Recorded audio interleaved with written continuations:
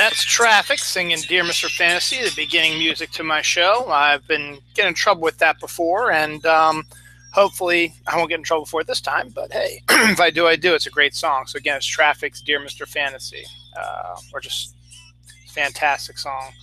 So I'm Dylan Nose, and I'm here today at 1 o'clock, right on the dot.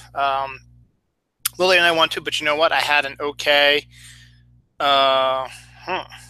fallen space creature found on Mars. I'll have to check that out later. I did not get enough information about that, but a fallen space creature found on Mars. So we'll see about that. I'll read that later. But we're not here about that.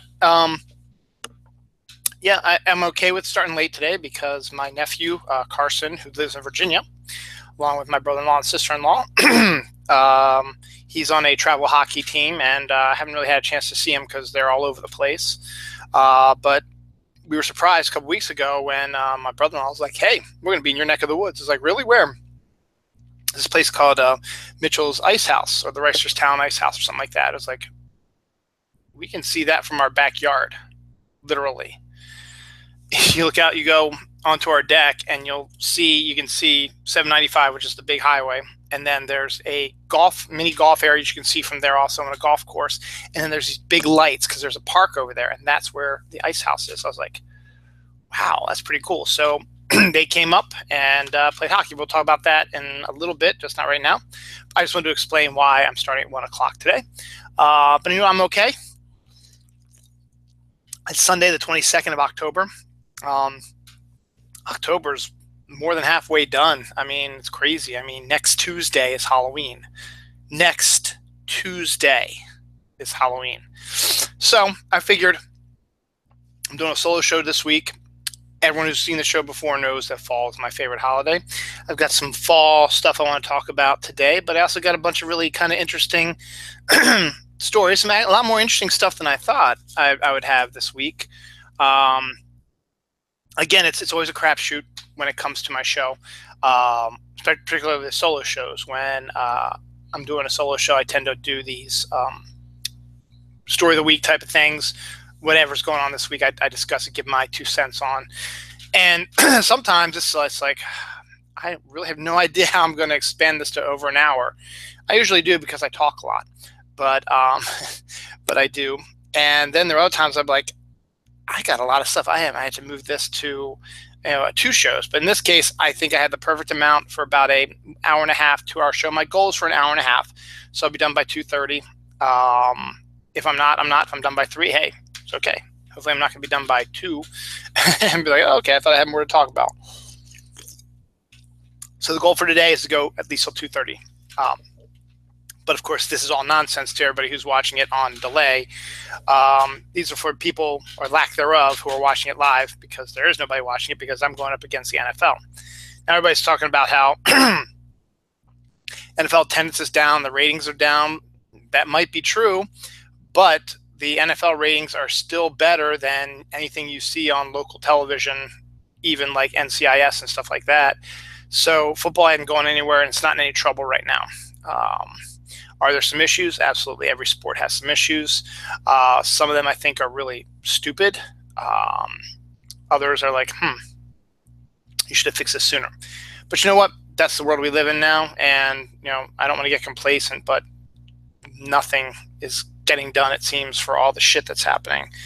And I'm going to keep pushing and complaining and doing all that stuff about it, but you got to give us a bone here.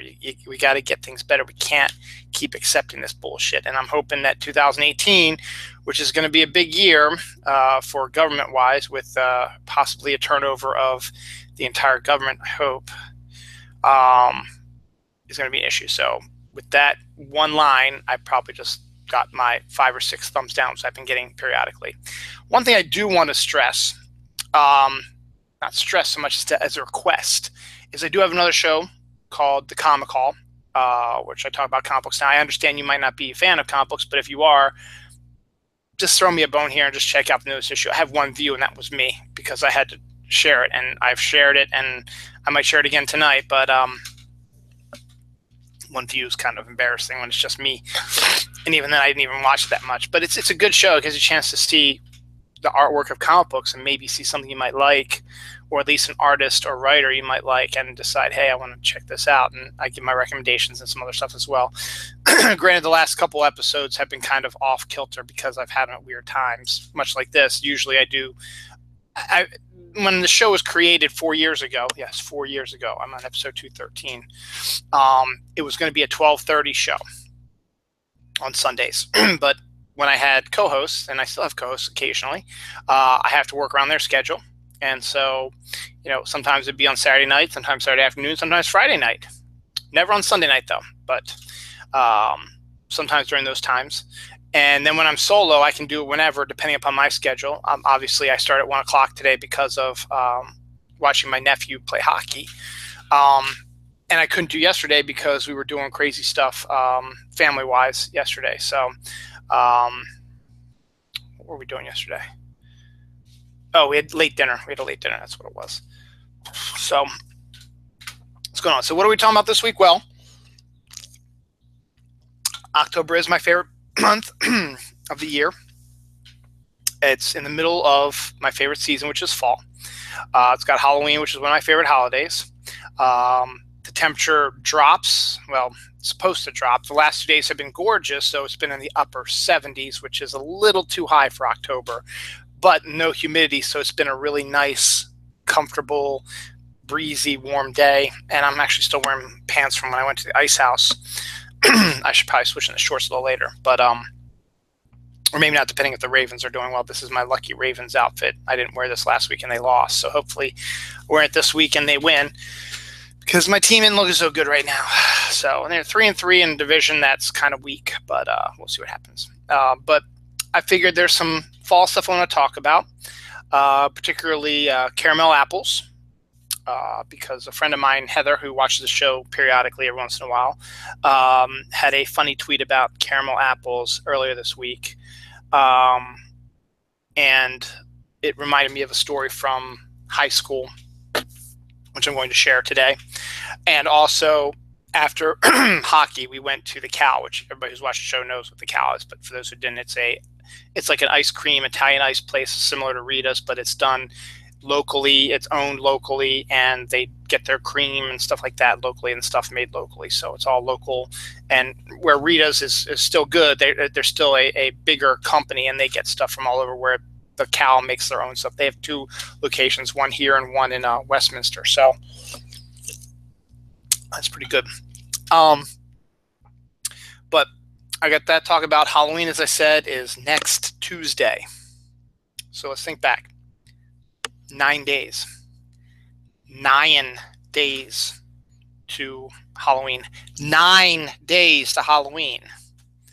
Which means 10 days till Christmas takes over. Which is a shame, since Thanksgiving is actually a pretty cool holiday also.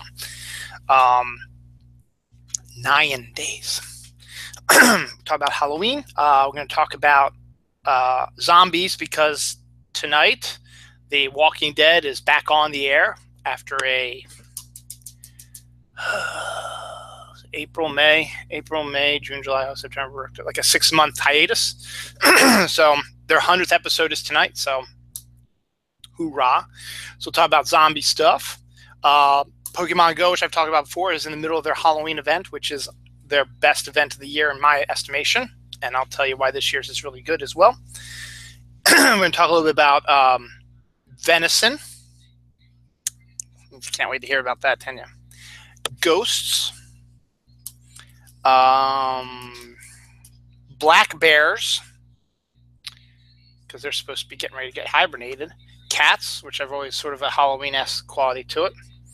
And that's it for like fall stuff, but then there's some cool outer space stuff, not the alien. I have to do research on that. Maybe next week I'll talk about that, but alien, it's one of those conspiracy website YouTube page channels. I got to watch it, see what they say. But some cool space stuff is going on right now. We'll talk about that. We're going to talk about some holiday stuff. Where did I get that from? I mean, not holiday, I mean anniversary stuff. No. And some other neat ideas, and some news, local stuff, and hockey, of course.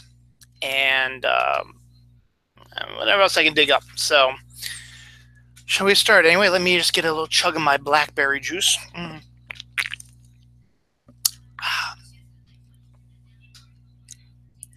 Yeah, my kids and it's funny. They want lunch now. We went to the cow and had dessert first, and now they're going to get lunch now. So it's funny. Anywho, let's get started. Should we start talking about fall stuff first, or should we work our way to that? Let's work our way to that. The big news, we hit this one off the bat because this news dropped not last week, it was the week before. Last week I did my show with MJ about comic books, and so this story broke last week, and it's sort of kind of dissipated. It was big last week, and then this week it hasn't been as out there, but it kind of affects me personally. The Boy Scouts of America have okayed, have made an okay that said it's okay that if girls want to come and become Boy Scouts, or Scouts in general, it's just called Scouts in general, they can go into the Boy Scout system. They can join a Boy Scout troop. They can go through the Boy Scout system, because Boy Scouts and Girl Scouts have different, they're run by different groups, and they have different pathways. So my daughter's in Girl Scouts, my son is in Boy Scouts, my wife is a pack leader in the Boy Scouts, and my daughter's fourth grade teacher is her Girl Scout pack leader, whatever you want to call it. But Boy Scouts is much more by the book.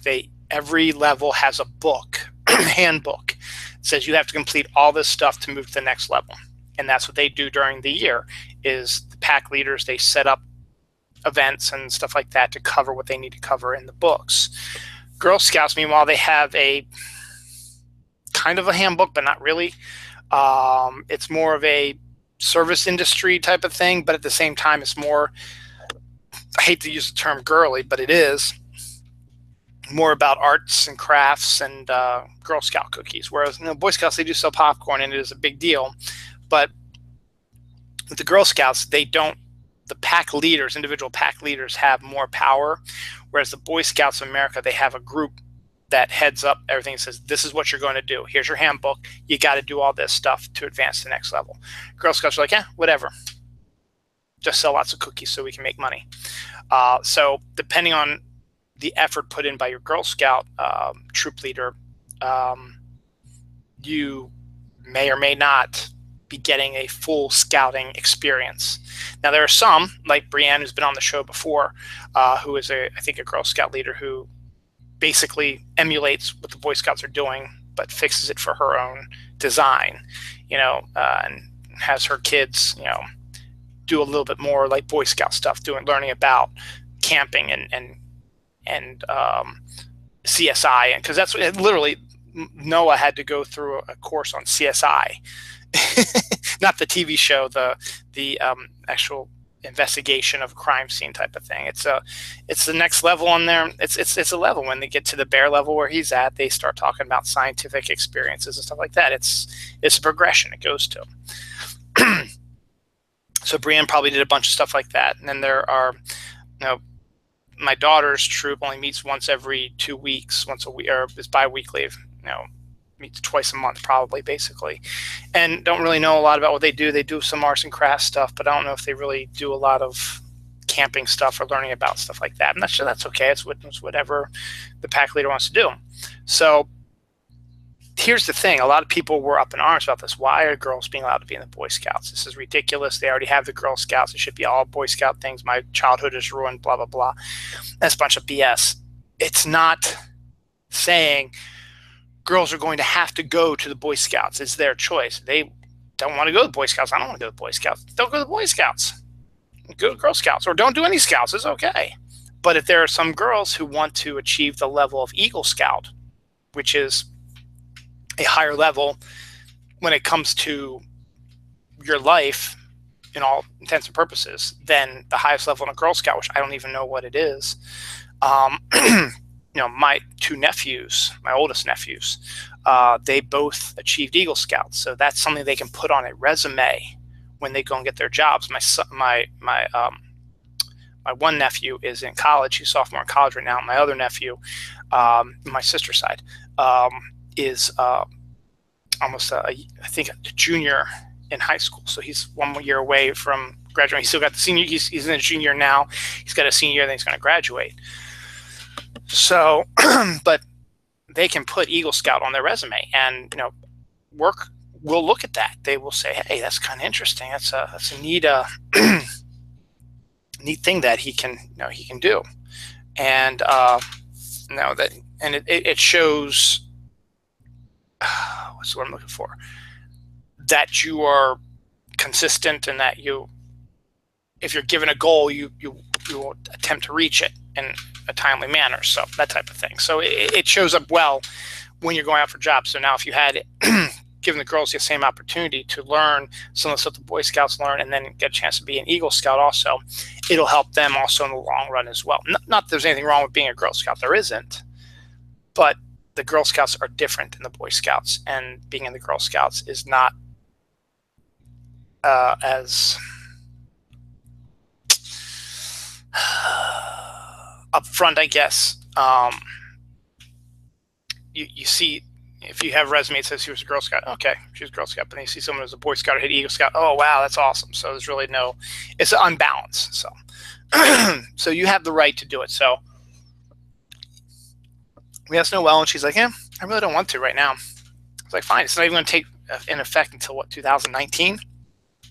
So you still got 2 years to go before this actually takes effect. But it's just opening the door for, if a girl wants to join the Boy Scouts, she can. And the reason why they're doing this is so it can be a family thing, because there's all these different levels of Cub Scouts. And I guess there's different levels in Girl Scouts as well. But with the Cub Scouts, you have all these different levels. And say you have a younger brother, older brother, or whatever, and they're in Boy Scouts, and you're old enough now to be in the Scouts. So if you decide you want to join the Boy Scouts now, you can take the same troop as your brother, and it can be a big family thing, because they have when they have their like pack meetings or their den meetings or whatever, everybody comes together once a month. All the different packs come together once a month and do things together. So it'll be a family experience. That's one of the reasons why they're doing it, and also to give girls the opportunity to get a chance to achieve Eagle Scout as well. So I'm all for it. I have no problem with it. And there was my boss at work who he's not like a strict conservative, but he's very on that side, on the right. I thought he was going to blow his lid about this, and we were in a meeting, and he was, we talk about work stuff, and then after work stuff we do like personal discussion, stuff like that, just chilling out. And he said, I want to ask Dylan a question, and it's because he knew about my kids, and he said, what's your take on this? And I told him this is what my opinion is, and then I said, I'm sure you're probably going to disagree with me. He's like, oh hell no, I agree exactly with you. It's like, there's it doesn't affect me in any way, because neither of his kids are involved in that. And he says, why not give the girls a chance to do Boy Scout stuff? It doesn't affect him. So I find that kind of interesting, because he tends to lean more right, and the right is the one that's doing the up in arms stuff, really. And he was sort of like, I don't care. Doesn't affect me in any way, and doesn't affect my kids. But you know what? Even if it did, if they want to do that, I'd let them do it. It's what the kids want to do. So sometimes my boss surprises me. This is also a story that appeared I think 2 weeks ago also. This is more of a funny story. When like a neighborhood, someone spots a mountain lion or a cougar or lynx or something like that in their backyard or whatever, it becomes a big deal. So they call the police or they call animal control, and then the news, because the news needs to fill a half hour to an hour sometimes depending, and they need to do some local interest stories as well besides national news, and sometimes there's not a lot going on local interest. So in one of these smaller towns, there was a story about like a lynx or a mountain lion or something like that was seen in a neighborhood. So of course, it's a fluff piece of work, but it's news, and it's information that they want to spread out, because hey, if there is a mountain lion in your neighborhood, you might want to keep your dogs and cats inside because this mountain lion probably eat them, you know? So it's more of a warning. Plus, you know, watch out, they might attack humans also. It's more of a warning. And also, if you see it, let animal control know. They can grab it and move it to where it's supposed to be. But it was just really funny. This story, this showed up on my Facebook feed, and they had the video of it from a newscast. So there's a reporter out on the side of the road where the mountain lion was, you know, spotted. You know, it's a little grass mound or whatever, and he's talking about, you know, at this spot, you know, giant mountain lion was spotted or whatever. And they have, you know, at the bottom they have like a news headline is like, it's a giant cat spotted in grass or something like that, while the reporter was telling the story.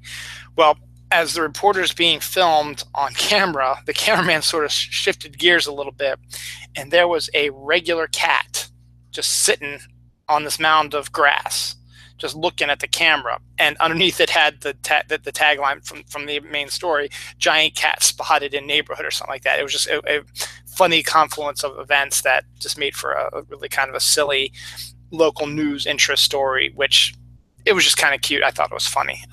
So I like to drop fun, good stories as well. But it was a large cat sighting, and it was like, there's this cat just sitting there like, what? You talking about me? I'm in this neighborhood all the time. Maybe you saw me. Maybe that's what this is all about. You think I look like a mountain lion? Cool. But it was just like, it wasn't like a giant cat. It was a tabby cat, you know, small cat. Not overly fat, not overly big. It was just a regular cat. It's kind of funny. Sticking with that theme, I grew up in a place called Annesley. Now, and where my neighborhood was, where I grew up, we moved there when I was 1 year old, and my mom still lives there, and in the same house I grew up in. And in the area where I live, there's a couple of different neighborhoods. We're in between Baltimore City and Towson, where I grew up. Not where I am now, but where I grew up. The Baltimore City line was about half a mile, maybe a mile from my mom's house. It was funny. It cut Wells Liquors in half. It was a giant, really nice, locally owned, huge liquor store that's been there forever. It's like an old house looking. I mean, it's bigger than that. I mean, it's a big building, but it was there first before they built all the strip malls around it. So you're driving down York Road, which is the main thoroughfare through here, and you see this little building, which is Wells Liquors, been there forever. And the city line goes right through Wells Liquors. So the Baltimore City line is right there. And then you go up a mile from there, and that's where my mom lived and where I grew up. And then you go another 3 or 4 miles up the road, and you hit Towson, which is the Baltimore County's government seat. So, you know, the Baltimore County Commission, you know, county commissioner or whatever, he works in Towson, and the big courthouse is in Towson also for Baltimore County. Big court cases is there. So, you know, Towson is right down, you know, about 3 or 4 miles away from where I grew up also. And you got Towson University, which is a college, and Goucher College, which is a college up there as well. And then, of course, you got neighborhoods through the wazoo. You have my neighborhood, which is Annesley. You have the neighborhood across the street, which is Rogers Forge. And then you have Stoneleigh, which is across Register Avenue, and then Stoneleigh. And then past Stoneleigh, you get into Towson, the suburbs of Towson, and then you get Towson proper. So the suburbs of Towson is basically still kind of called Stoneleigh, even though it really isn't, because it's far enough away from Stoneleigh. Because there's Stevenson Lane bisects that, so there's it's divided really interesting. So you have York Road, which is the main road, and then you have Annesley. I'll do it this way: Annesley on this side, Rogers Forge on this side, and then you know, York Road goes up this way. And then there's a road called Register Avenue. Stoneleigh's on that side, Annesley's on this side. And then you go up a little more further, this York Road is still here. There's a road called Stevenson Lane, and that divides you know, Stoneleigh from, basically, people call it Towson at that point, even though it's still kind of a suburb, and you're not in Towson, you're about a mile or so still away from Towson proper, but still they call it that. That's where Towson University is. It's where Towson High School is, which is where I grew up or where I went to high school rather. And we have a connection. Rogers Forge is where Michael Phelps, the most medaled Olympian of all time, lived and grew up in Rogers Forge. Literally, his house is about 3 blocks across the street from where I grew up. And then he went to my high school. Probably went to middle school also, Dunbar Middle School. He didn't go to my elementary school because there's 2 elementary schools. There's Stoneleigh Elementary and there's Rogers Forge. He probably went to Rogers Forge since he lived like right next to Rogers Forge Elementary, and Stoneleigh was a little bit further away, and I went to Stoneleigh. So Michael Phelps is famous for that. So that's that area. So we have Annesley, which is where I grew up. And Annesley is standalone houses, old houses. My mom's house is a little bit over 100 years old. We have a mansion, old school mansion, not your typical, California mansion. It's an old school mansion. It used to be a stop on the Underground Railroad. It was owned at one time by a foreign powers prince and is now owned by a guy who created the Maryland Culinary College or Institute, Maryland Culinary Institute. And so it's a historic landmark on my street. So these are standalone houses in little neighborhoods, and it's Annesley is roughly 1, 2, 3, 4 roads, 3 blocks each. So about 12 blocks of housing is Annesley, and it goes down that far, that way, down that way. And then it ends at York Road, and then across the street from York Road, you have Rogers Forge. Now, Rogers Forge is old also, but it was the more affordable area. Now, Annesley was at the time, 100 years ago, it was the hoity-toity area. The mansion was there. The houses are big and old, that type of thing. Rogers Forge is row houses. If you've ever seen any movie or TV show set in Baltimore, they usually do a shot of row houses. Basically, it's house connected to a house, connected to a house, connected to a house, connected to a house, connected to a house. And you have little yards, but yet you're all connected. You share walls, your porches. There's big enough walls that divide you, but your porches are connected, so you could walk out the door and just face each other and talk to each other, and you'd be in your own property. And so Rogers Forge is made up entirely of these row homes. And again, they are 3 blocks back and about 4 roads. So it's mirror image of Annesley, except these are I don't want to say poor, but the more affordable houses at the time. These row houses. But the whole area is historic anyway. It's one of the oldest areas in Maryland. And so then you drive up the road a little bit, and then you hit, as I said, you hit Register Avenue, which is the edge of both Rogers Forge and no, actually, Rogers Forge goes a little bit further over. It goes to Stevenson. So Rogers Forge is a little bit bigger than Annesley is. But you get to Register Avenue, and then once you cross Register Avenue, you're in Stoneleigh. Now, Stoneleigh was built after Annesley. And they're like, well, you think you got old-style houses? Just wait to see our houses. Their houses are much more expensive than ours. They are much bigger. They're much nicer. And they're also younger. They're not 100 years old. They're probably 50 years old. But they're big, nice houses over there. So Stoneleigh was considered the hoity-toity area. I mean, they're so hoity-toity, they have their own swimming club. Right there, so Stoneleigh pool. Rogers Forge doesn't have a swimming area. Annesley didn't have a swimming area. Stoneleigh did. And in order to be a member of the Stoneleigh pool, you had to know somebody who lived in Stoneleigh, and they had to vouch for you to get. And we did. We had a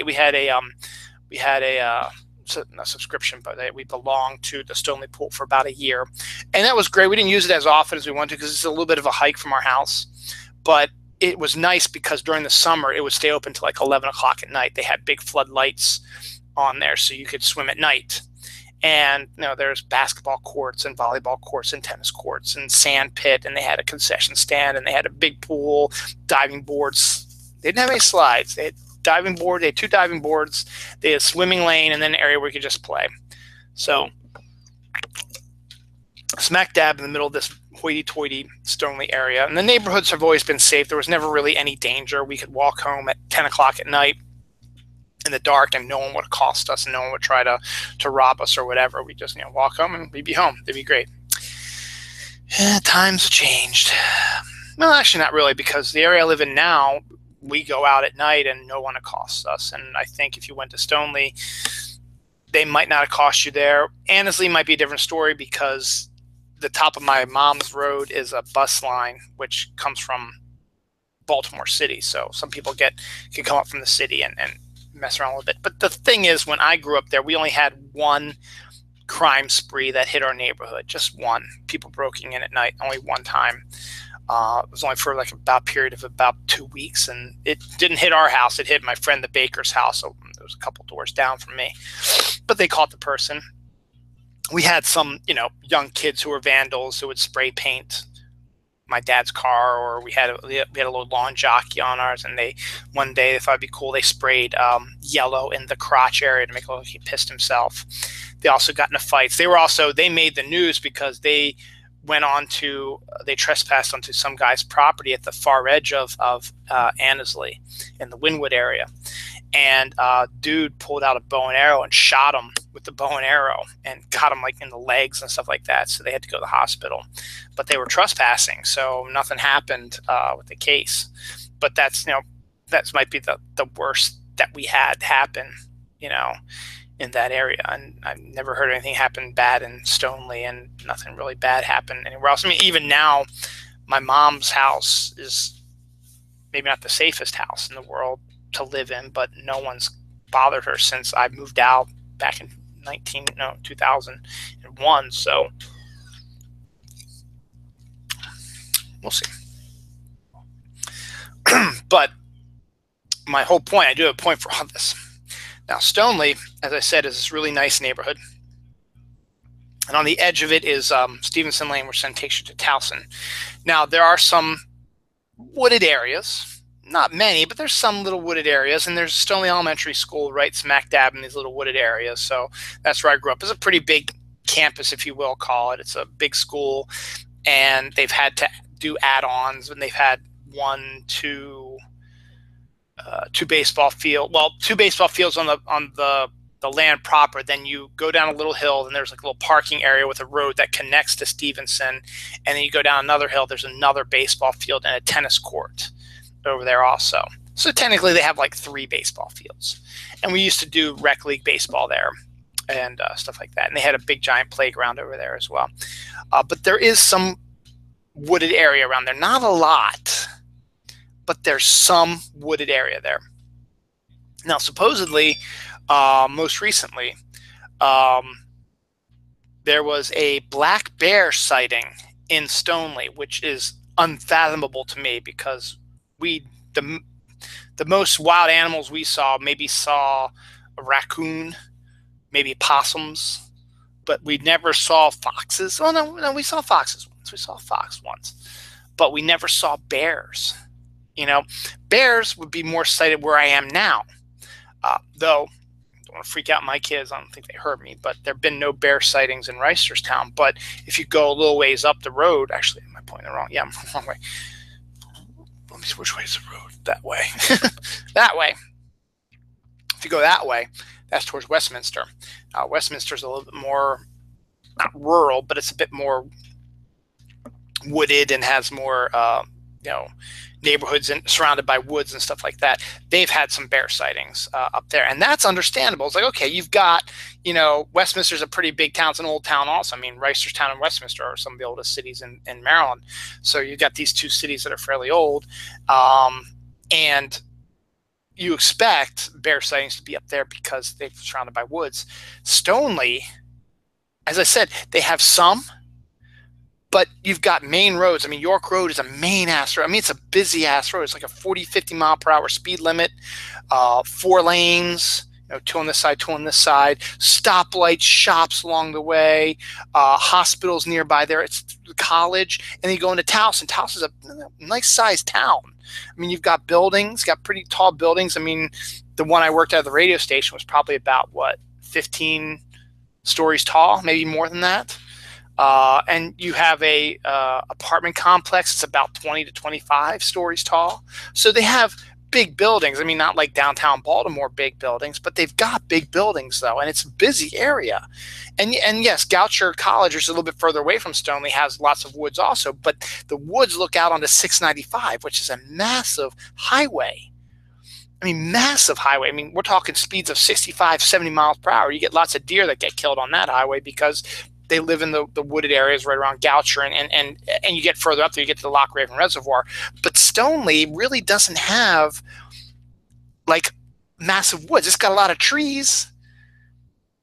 And I'm not exactly sure if she did see a black bear, but she claims to have seen a black bear, and she said that the black bear attacked her dog, and her dog showed signs of being attacked by something. But the fact that it walked out into Stoneleigh, I mean, I shouldn't be surprised by it because the way that our world works now, which is really kind of sucky, is we need to keep building houses and buildings and stores and stuff like that. So we tear down trees, which is stupid. You know, you're going to tear down our source of oxygen here soon, fellas. But well, we need to make room for more people, you know? So they tear down lots of trees and woods and stuff like that and build houses and stuff like that. And it becomes a more urban area. It's like, come on, really? You're killing the trees. So the trees, there's not many areas for them. So obviously bears and deer and raccoons and foxes, they all live in these like wooded areas. And so now with humans encroaching on their land, it's like, where the hell we're going to go? You're taking all of our land away. Where do you want us to go? So they say, you know what? I'm sticking around here. And I'm going to go through your trash, and I'm going to eat your stuff, and I'm going to attack your pets if you're not careful. Because you're encroaching on me. And I don't like that. But that's my point, is that Stoneleigh's been around for a long time. I mean, the school, I mean, I went to school at Stoneleigh Elementary School, and it's still there. And you know, it wasn't new when we moved there. So it's been around since like 1945 or something like that. It's been there. And, you know, they've had apartment complexes and Stevenson Lane. And then there's a golf course, which I think is where they actually said they saw the bears, because the golf course is in a nice area. It's got grass and it's got water hazards and sand pits and stuff like that. And then it also has some woods and creeks and stuff like that. So it's a little bit more wooded when it comes to the country club. But at the same time, when you get to the far edge of the country club tree line, you get to the Loch Raven area, which is another bustling area that has shops. Calvert Hall College is there. I mean, there's a big strip mall. I mean, there's a big, massive strip mall that has a Petco, Target, Walmart, a Target and a Walmart. Target's on one side, Walmart's on the other side. A Red Robin, a Marshall's. I'm trying to remember what else they have. They've got, and then you go on the other side and there's other shops. I mean, big shops. Then you've got, they just built like a strip mall on the parking lot because the parking lot was huge. So they said, hey, we got a little bit more land here. They don't need this much parking spots. Poof, we're going to put a liquor store and a sub shop and something. So it's like 3 or 4 stores right in this. So you're making sort of this shopping area. And then you go past that, and then there's even more shopping. And then you get down closer to like the Goucher area, and you start seeing the car dealerships and you know, other restaurants, stuff like that. And then the biggest liquor store in Baltimore County is down that way. And then it's 695. So there's not a lot of land. So whatever animals are there, I mean, I guess, you know, they've been displaced. And I guess you could maybe make a case for living in the country club area because there is a lot of wooded area there. But the fact that a black bear, it doesn't make a lot of sense. So I don't know if it's true or not, but the fact is it made headlines here locally. And the fact is a black bear was spotted in a neighborhood that is 5 minutes from where I live is kind of creepy. Because who knows, my mom could be looking out the window one day and say, holy shit, there's a bear. So I found that interesting. Talking about wild animals, venison. Do you know what venison is? If you don't, it's deer meat. Now, some hunters hunt for sport. They hunt to thin out the deer herds because sometimes you can get a lot of deers, which can cause damage to crops and stuff like that. So some hunters go out hunting just for the sport of it, to kill deer. Some go hunting to kill the deer for meat. They get, you know, venison fillets and deer jerky and stuff like that. So they do that. So, you know, during the fall, it's right around hunting season is going on right now. I think or is starting really soon, or it's like starting in a couple days. I'm not exactly sure, but it's coming up. Guy I work with, he's a massive hunter. He always takes his vacation the first week of November because that's when he goes hunting. So he's getting ready to, he's prepping himself to go on his hunting vacation in about a couple weeks. So, I'm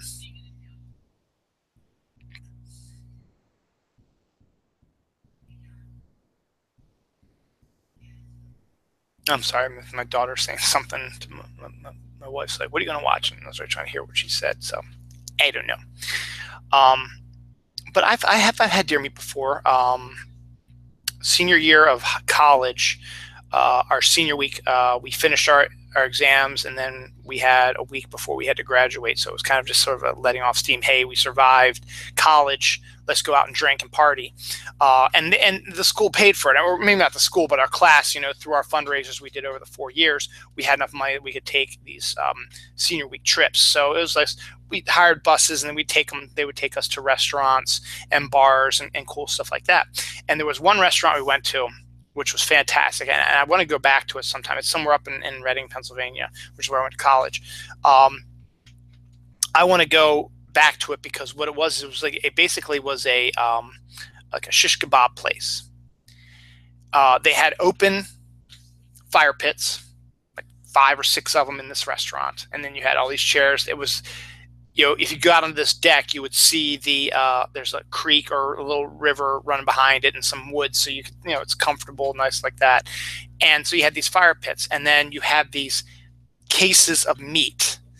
You had chicken and pork, and then your typical meats, and then you get into deer and buffalo and snake and shark, and then you get the other stuff. I think there might even be a squirrel in there, maybe a raccoon. They threw every type of meat you could. And what you would do is you pay like one lump sum. You say, I want to get the all you can eat or something like that. So you pay one lump sum, and you go up to this thing and you ask for different meats all the time. So you say, yeah, I would like some deer meat, some chicken, some shark, and maybe snake. And they would put it on a skewer for you, and you would take it over to the fire pit, and you would put it in there, and you would cook it yourself. And it's kind of cool. You turn it over, and it's social. You got seats for like 10 people, and they're all sitting there with their skewers, and you're chit-chatting, having fun. It's nice. And so they did that. And so you once you were done cooking it, you ate it, and it's like, oh, you know what, that's pretty good. And you go back and say, okay, I want to try buffalo, or I want to try this, or you say, I want to go back and I'll have some more, shark or whatever. And they just keep going back and forth. So I had venison there once before, and then guy I worked with, not the same one who does the hunting, but another one who has friends who go hunting. They give him some deer meat, and he smokes it and makes deer jerky. And he brought some in before, and it took me a while to want to try some. But eventually I acquiesced. Let me try a little bit. I tried a little bit of it. I was like, it's not bad. It was pretty good. The deer jerky was really, really good. So I was like, okay, we'll do some deer jerky. So I did that, and I liked it. But we haven't gone out of our way, to, hey, let's go get some deer and have deer fillets on the grill, whatever. Whenever somebody has some, they offer some, or go to a restaurant. I was like, I want to try the venison again, do that. But Arby's, which is one of my favorite, I guess you can call it fast food joints. It's not quite like a McDonald's or a Burger King, but it's kind of similar. I mean, you order from a menu, and they make it real quick in the back. So it's kind of like fast food, but it's a different style of fast food. A McDonald's or a Burger King are more along the lines of hamburgers and French fries and stuff like that. Now Arby's they have curly fries, which are amazing, but then they focus more on beef. They're famous for their roast beef. So they've always had these roast beef sandwiches, but now they've also branched out to a whole bunch of different meats. They have a whole section of chicken stuff, but special chicken food. Like one of my favorite Arby's sandwiches is the chicken cordon bleu sandwich, which is, chicken cordon bleu is chicken, ham, Swiss cheese, I think. And if you want to do a chicken cordon bleu meal, the ham is the chicken is cut open, you put the ham inside, and you put the cheese on top of that, and you cook it all together. Then you cut it so you get the layers of meat, and you eat it. Well, they did a similar thing with the chicken cordon bleu sandwich, but instead of it putting the ham in the chicken, they put the chicken patty on, the ham on top of that, and melt the Swiss over it and eat it. It's delicious. It's delicious. If you ever go to Arby's, get the chicken cordon bleu sandwich. One of the options you can get for that. Then they started going into like brisket, and then steak stuff, and just taking different aspects. Like I don't know if this was a monthly thing and it'll come back later, but last month I had their chicken pepperoni parmesan sandwich, which is what you expect. It's chicken parmesan, which is a chicken patty, pizza sauce, cheese melted onto it, but then they put pepperoni on it. So it basically tastes like a chicken pizza. It was delicious too. I told you a story a couple weeks ago. I had the Meat Mountain, which was only available at the one store, one Arby's in Hunt Valley, where it had every meat in it: brisket, roast beef, chicken, and the other beefs that they use, and they piled it all up in the sandwich. And it was so good. Bacon, it was so good. It was so good. So Arby's is one of those things where I can go in there. I've got like 3 or 4 things. I like the chicken cordon bleu sandwich. I like the French dip, which is really good. And they have this new thing now where you can get a bigger, more meat. You can upgrade it to more meat, which is really great, like a pound of roast beef for your French dip, which is fantastic. There's the chicken parmesan pepperoni one, which I don't know if it's still going to be there or not. It was really, really good. There was a 3 cheese Angus steak sandwich, which is really, really good also. So Arby's is one of my go-to things. Whenever I'm off of work, if I'm on vacation, for a vacation day or whatever, I always tend to go to Arby's for lunch because we've got 2 of them really close to each other. And I'm like, yes, this is actually 3 technically if you count White Marsh, but that's a little bit of a hike. But still, there's 3 at least within a certain area. So I was starting to see ads for their venison sandwich, which is something I'd never thought about or heard that they ever had before, but it didn't surprise me. They now have a deer meat sandwich at Arby's, and I kind of want to try it, except they put onion rings on top of it. I was like, ugh, I hate onion rings. My wife was like, well, why don't you get one and say no onion rings? She's like, I guess, but that's just too much if it works. I mean, the worst thing I could do is I could order it and then just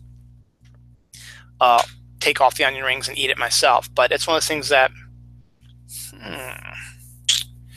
that might be something good to eat, to try at least.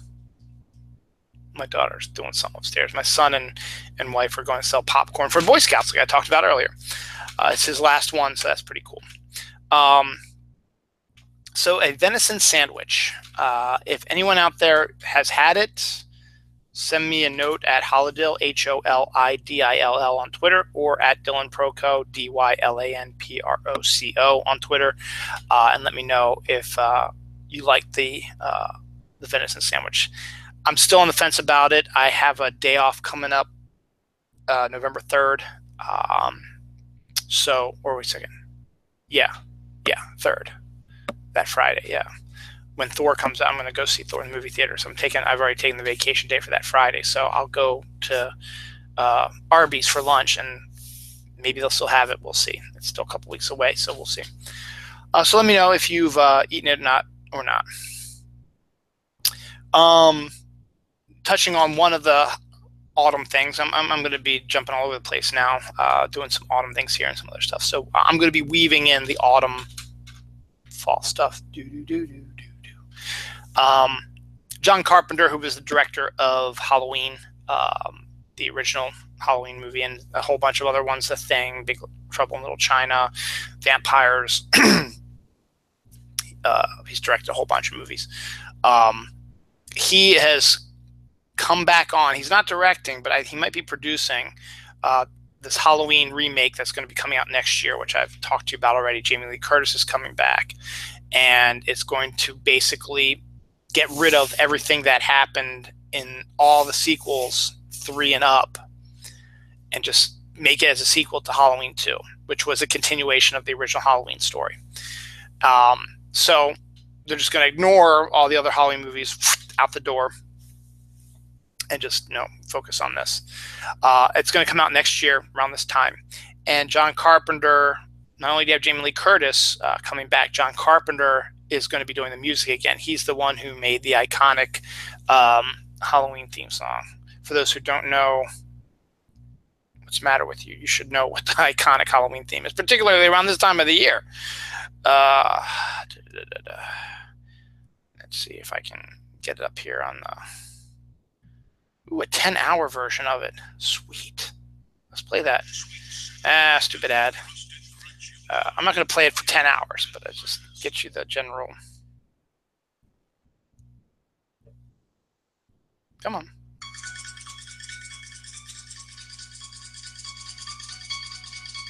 This is my favorite Halloween-esque theme. It's the Halloween theme. It's first on my Halloween playlist I have on my YouTube page. So go to my YouTube page when you're watching this stuff and go to my playlist. But that's the iconic Halloween theme. So he's coming back. He wrote that, and he directed the original Halloween, and he wrote and did the music also for Halloween, and he came up with that iconic theme. He's coming back for this Halloween remake, and he's going to do the music for it. So that's kind of a neat story. So we'll see what's new he comes with, because he basically did the music for like all of his films. So he's a musician as well as a director and a writer. So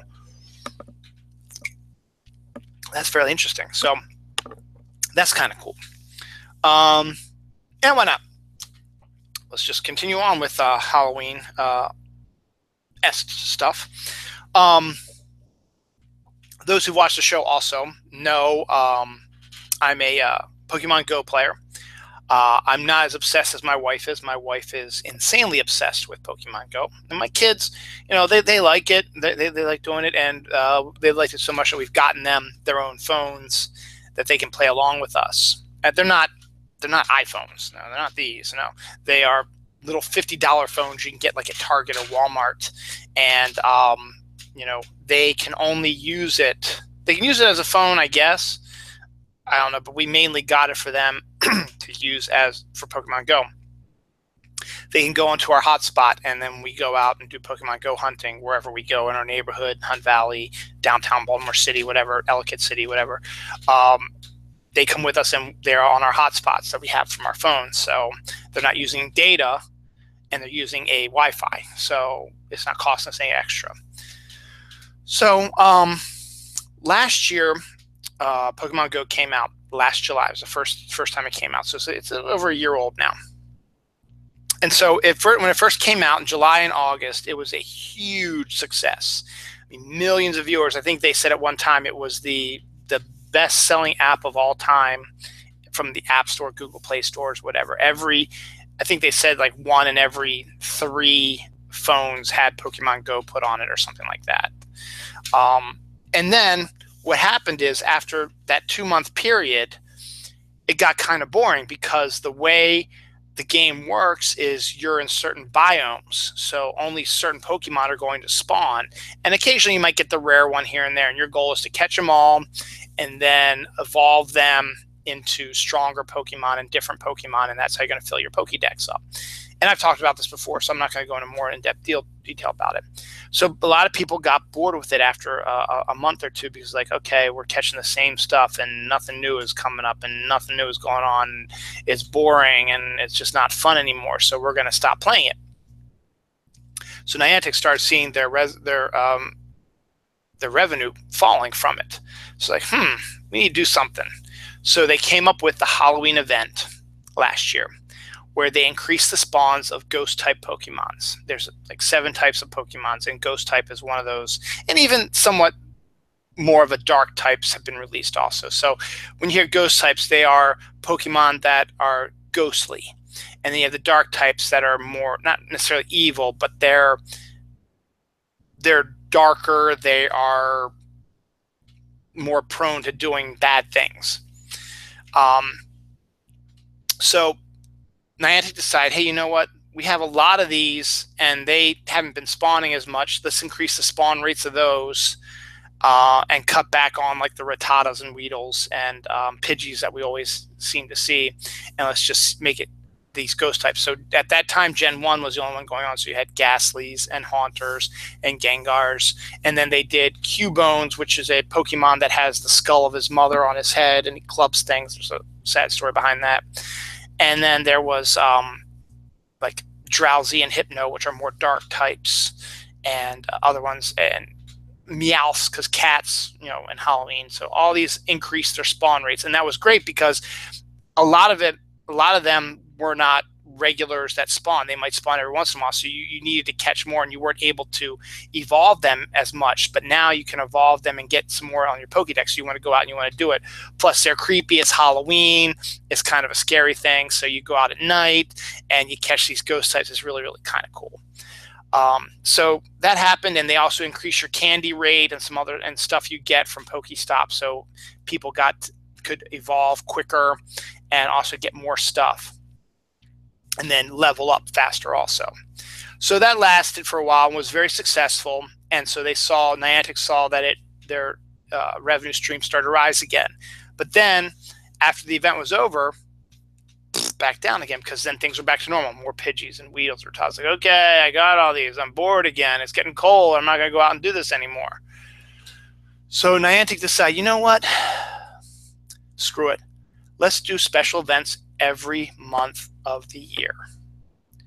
That way, we might not necessarily always get a constant revenue stream, but for 2 weeks that we do this event, we'll see our revenues go up, and in the end, that'll help us out. And who knows, whatever, depending on what we do, maybe we'll be able to keep people more. So going into their second year, or going into the new year, they decided that they were going to have a bunch of updates to make the game more interesting through the year. So this year alone, they decided we got to do some Gen 2 Pokemon because people want more Pokemon to catch, because right now it's the same old ones. They have all them. Let's get them new Pokemon, so they're going to have to go out and catch more. So there was another 50 Pokemon added. So that added about another month to their revenue stream, because now people are like, oh, a new Pokemon. I'm going to go back out and I'm going to do them and I'm going to catch them. At the same time, they were doing special events for Valentine's Day and St. Patrick's Day and Easter and stuff like that. So that was still going on. And then they decided that they were going to redo the gyms, which they did. Then they were going to introduce raids and the legendary birds, and that now they're starting to introduce Generation 3 Pokemon.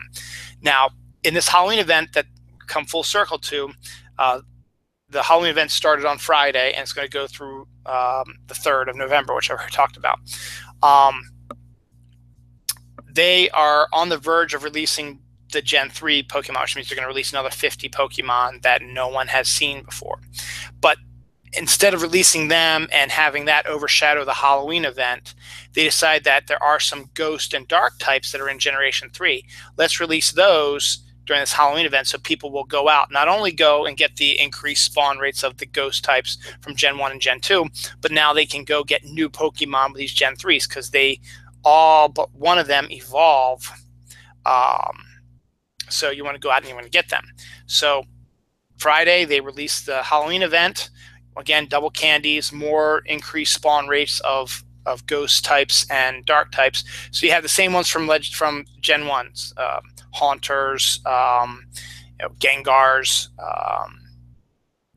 stuff like that. But then you had some Gen 2 ones like Mischievous and Houndour and stuff like that have started spawning extra now too. So you've got all these extra Pokemon spawning now. And then they introduced the Gen 3 ghost types that nobody had seen before.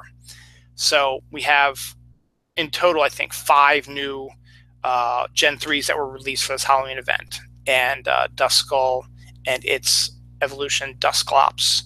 And then there was Sableye. And then there's Bayonet and Shippet. I think, or Shuppet or something like that. Shuppet. It was Shuppet, yeah. And then they have a Pikachu with a witch's hat on. So you can go out now and catch all those. And again, double candies and stuff like that. So, and then in December, they'll release the remaining Gen 3. So there's going to be a whole new release in December of new Pokemon. So the Pokemon Go event, a Halloween event, is always a lot of fun. My wife and I had a date night on Friday night when they released the new Gen 3 Pokemon. And since I said my wife's obsessed with the game, we did our date night up in Hunt Valley, where we went to dinner at one of the restaurants up there, and then we just walked around Hunt Valley because it's a huge Pokemon spawning area, and just kept catching all these things. So a lot of fun, a lot of interesting. Now, the one thing that they also released in this Halloween event is, your avatar as a Pokemon Go player, you're able to change your outfit depending on your mood. For these special events, they add new hats. In this case, they added what we call a Mimikyu hat. Now, Mimikyu is a Pokemon that is not going to appear until Gen 7, which is the most recent generation of Pokemon that came out with Sun and Moon last year. But Mimikyu has slowly become one of my favorite Pokemon. And it's got such a sad story, because if you hear Pokemon, you're like, oh, it's for kids, stuff like that. They really put some thought into the storylines of these Pokemon. And Mimikyu's is extraordinarily sad. He's a ghost fairy type. And when you see him, it looks like Pikachu, but with a weird drawn-on face. The story behind it is that this Pokemon, a lot of people think, is a Shuppet, which is one of these ghost types that are out now, one that got cursed. And if someone sees them, they die, or they never want to talk to this Pokemon ever again. It scared them so much. So in order to get friends, because Mimikyu is a creature that has feelings, stuff like that, it decided to wear a costume that everyone loved, which was Pikachu. Everybody loves Pikachu. So he found a costume, a Pikachu type of costume, and put it on himself, and then drew on the face and eyes in the face and stuff like that. And is now this really creepy combination of a ghost Pikachu type. But it's such a neat character, and it's fascinating, and the storyline is so heartbreaking, but it's so cool. And I'm going to see if I can get a picture of it up here, so you guys can see what Mimikyu looks like. They have stuffed animals with it. In fact, I bought one from Amazon. I should be getting it really, really soon. Let's see, is that going to be... Actually, you know what? Let's do images. I'm going to go back. Sorry. Go back. All right, now I want to do this. Mimikyu. Let's do images. Okay. There we go. This is what Mimikyu looks like. Kind of creepy looking, yeah. But it's one of my favorites right now. It's got such a heartbreaking storyline behind it. You can get a Mimikyu hat now for your avatar. So you can walk around catching Pokemon Go with this hat that looks like Mimikyu. It's really cool. So I got one, obviously. So, and as I said, I'm going to get the stuffed Mimikyu probably on the 24th, which is Tuesday. My package comes in along with my Mimikyu t-shirt.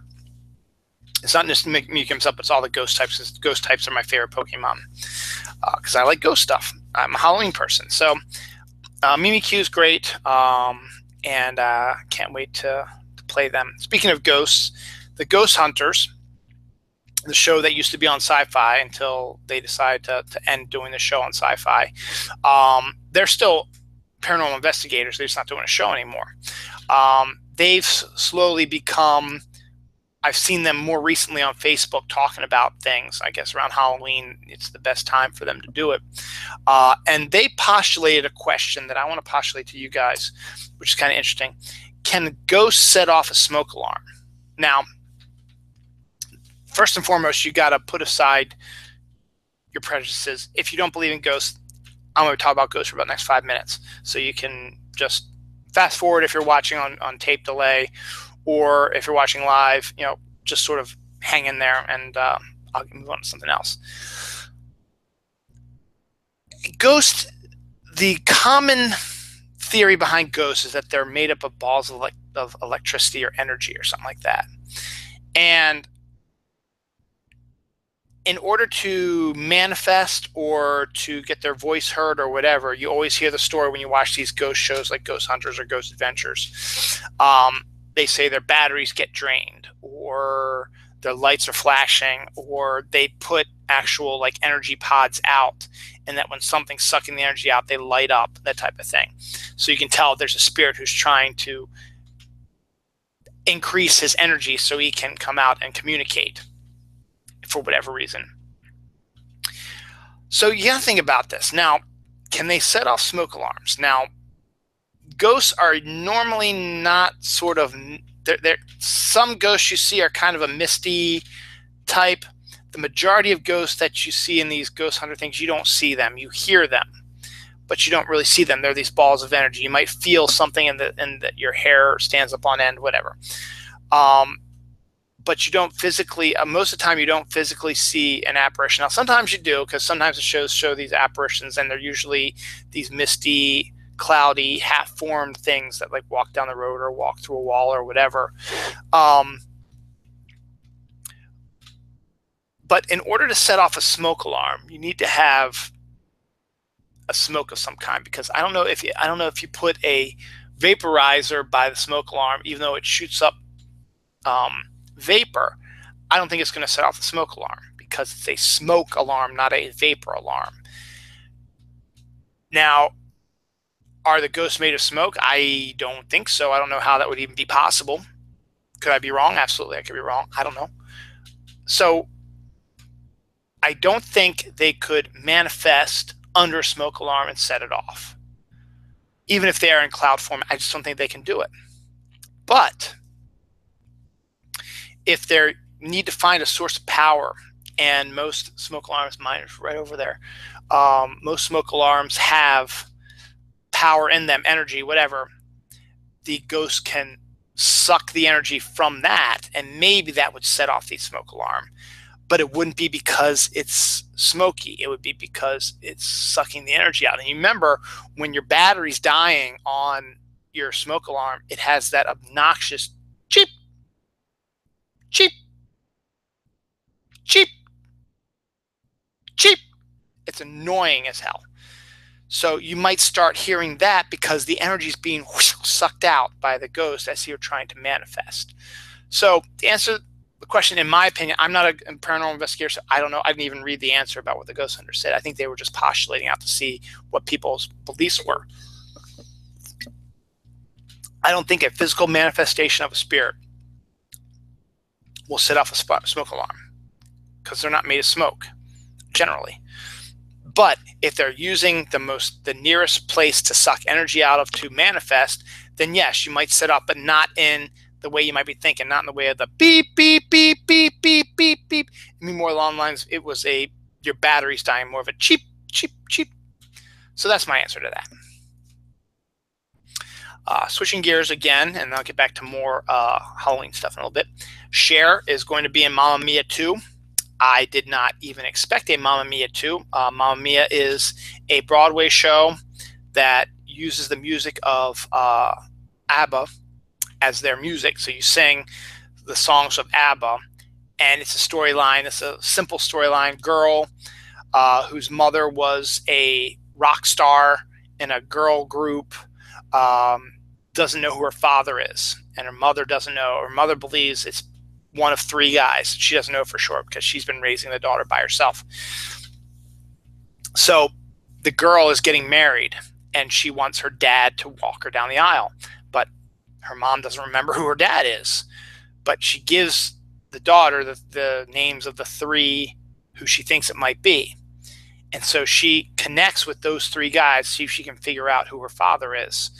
And that's the basic premise of the story. And at the same time, her girl band is reuniting for this wedding as well.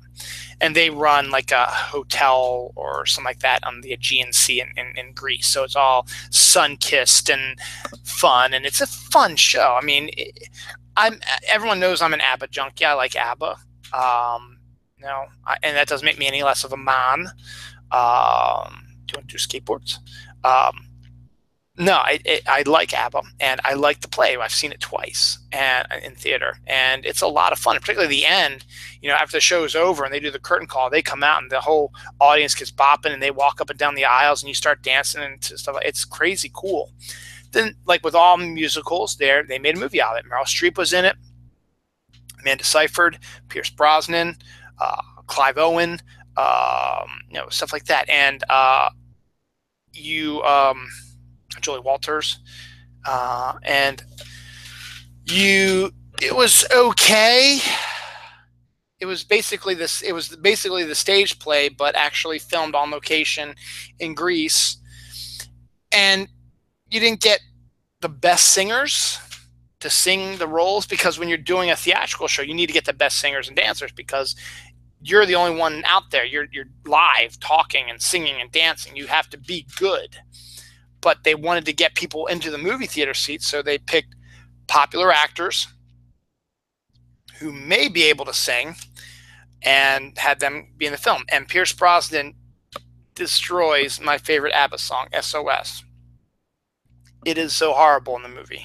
It's so horrible. He is so horrible. In the play, the SNL Theater, is fantastic because you get an actor who can sing. You're hired mostly for your singing ability when it comes to the theater. But when it comes to movies, you're hired because of your popularity. And Pierce Brosnan at the time was still fairly popular. He's still fairly popular now, but back then he really was, because he had just come off of his James Bond era, so he was still well known. And Remington Steele as well. So I thought, okay, they don't really wrap it up. I mean, you don't find out who the father is. Spoiler alert, sorry. But one of the men falls in love with the woman again, and they have a relationship. And one of the dads is gay, and I forget what happened to the other one. I think he's older. I don't remember what his situation is. But it's pretty much set. I mean, she ended up, having all three of them walk her down the aisle because she didn't know who it was, and they're all nice to her because they all think that they might be the dad. So, and plus she's a human. They're not going to be mean, like, nah. They're very nice to her, and they sing songs and stuff like that. And so they all came down the aisle together. So now they're doing a sequel, and I don't know how they're going to do that. Unless they're going, because they haven't done a sequel in theater. The original Mamma Mia is still, I think, still touring right now. Or maybe it is, I don't know. But it's still out there. There is no sequel in the theater. But because the movie, and it made some good money. I mean, it did pretty well financially for the film industry. And hey, why don't we go ahead and do a sequel, even though there isn't one? What are you going to do? Are you going to delve into more of ABBA's playlist? Because to be honest, they used all of ABBA's hits in this one movie, with the exception of Fernando. But there's a sequence where the daughter is whistling and humming Fernando, but that's it. The actual full song is not there. So that might be the only one they could possibly use. There might be one or two other lesser hits that I never really heard about. But you don't really want to do a rehash, because that's what a sequel usually is, a rehash of the original film. So I'm not exactly sure why they're doing this. I mean, I know why, because it made money, but I don't know the reasoning for it. But the fact of the matter is, they got Cher to be in it. So they got someone who's actual singer who's going to be in it, playing a major role. So we'll see what happens with that. Will I go see it? I don't know. I saw Mamma Mia. I didn't see it in the theaters, the movie. I saw it on video, I think. But yeah, I was just like, I just know what they're going to do. Oh, well.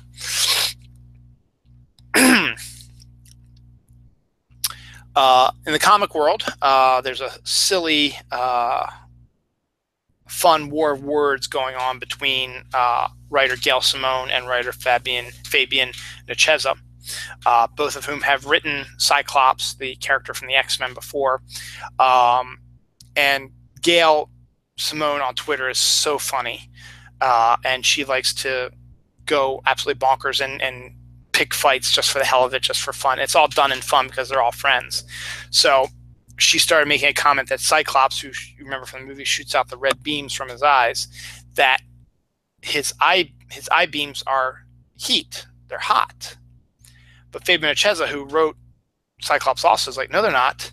According to the Marvel Universe Handbook, they are concussive. So they come out and they explode things.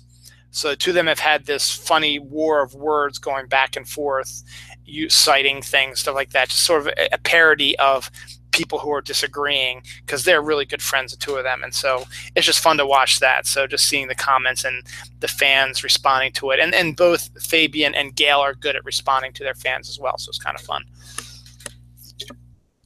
So there's that. Some anniversary stuff coming up. These two are going to sort of freak you out.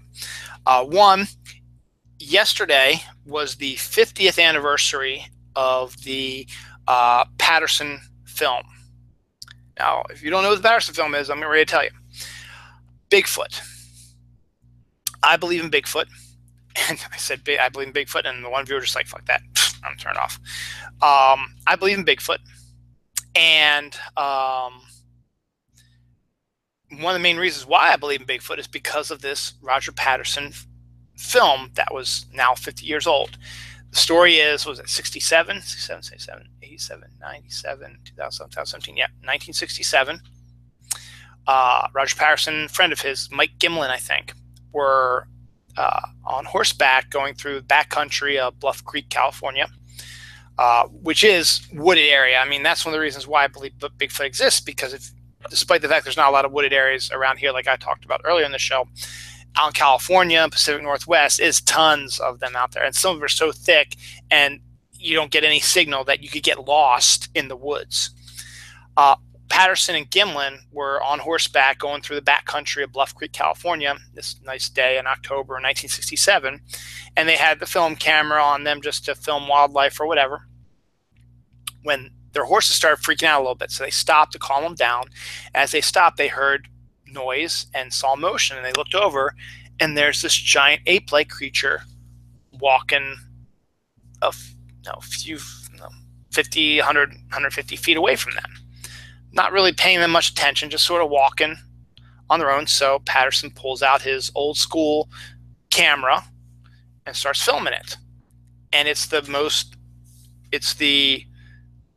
biggest proof of Bigfoot ever. The best proof of Bigfoot ever. Even though there are people who claim that they can debunk it, there are other people who claim that the debunkers are wrong. So there's no real rhyme or reason if it's true or not. And Patterson and Gimlin are like, no, it's real. That's what we saw. It's just it's the most perfect film ever. Just the Bigfoot is walking. It turns on, looks at them, and then keeps walking away. And that's it. And it's well shot, you know? So that's everyone's first instinct is like, oh shit, it's all fake because you can see everything perfectly. Well, you know what?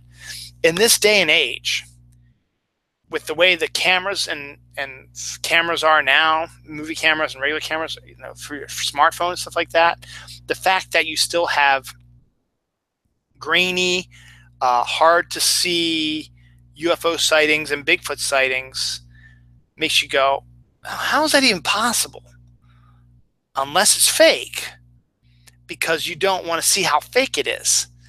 They couldn't do that with this. And so this camera being able, if you're steady, got time, you're not being attacked or anything, you can film it. It's actually one of the most compelling pieces of evidence that Bigfoot exists.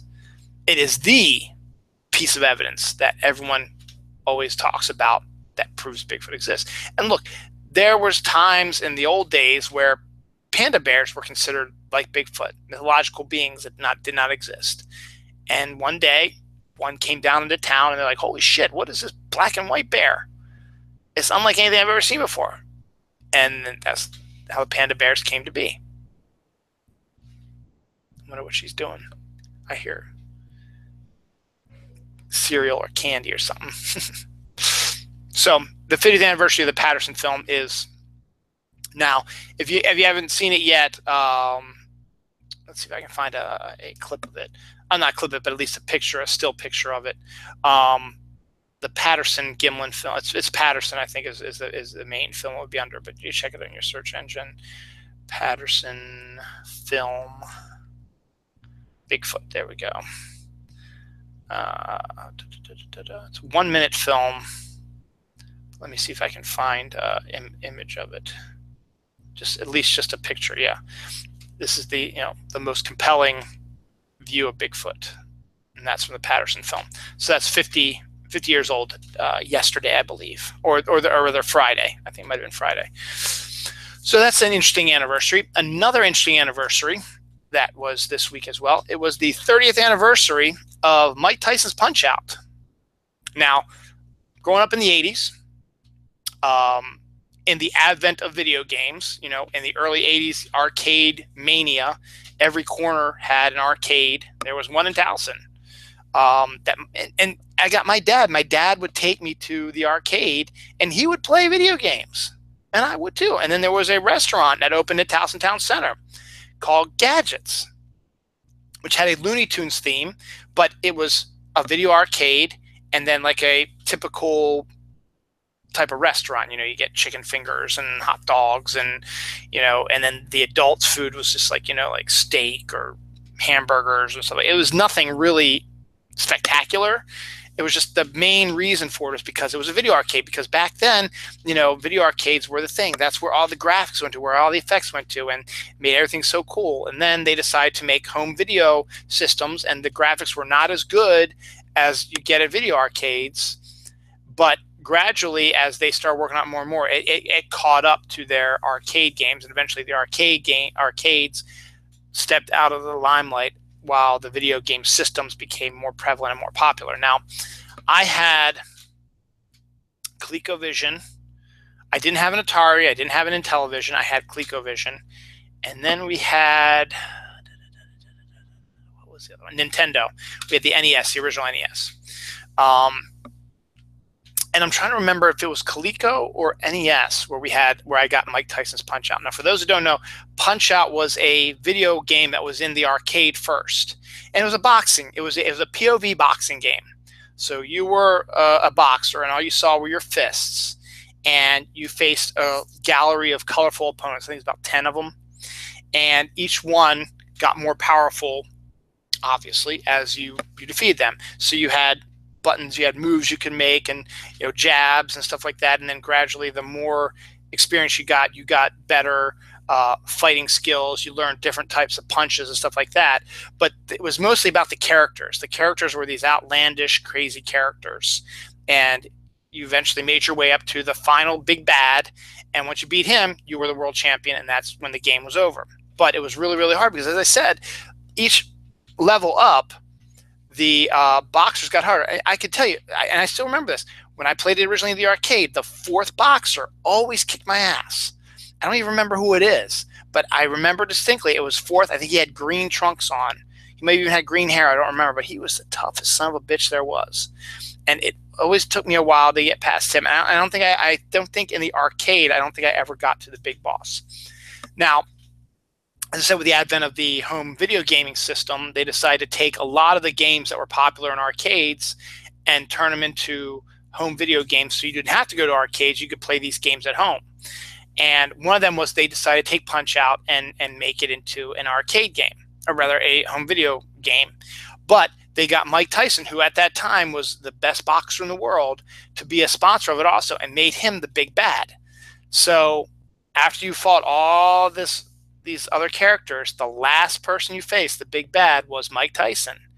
And he had the same powers, and you know, they always recorded voices. They always did some, you know, come on, hit me, you know, come on, blah, blah. You know, they would, or there was one that was a Scottish, didn't know Scottish, but it was like, you got to hit me. I guess it's not even Scottish, it's terrible.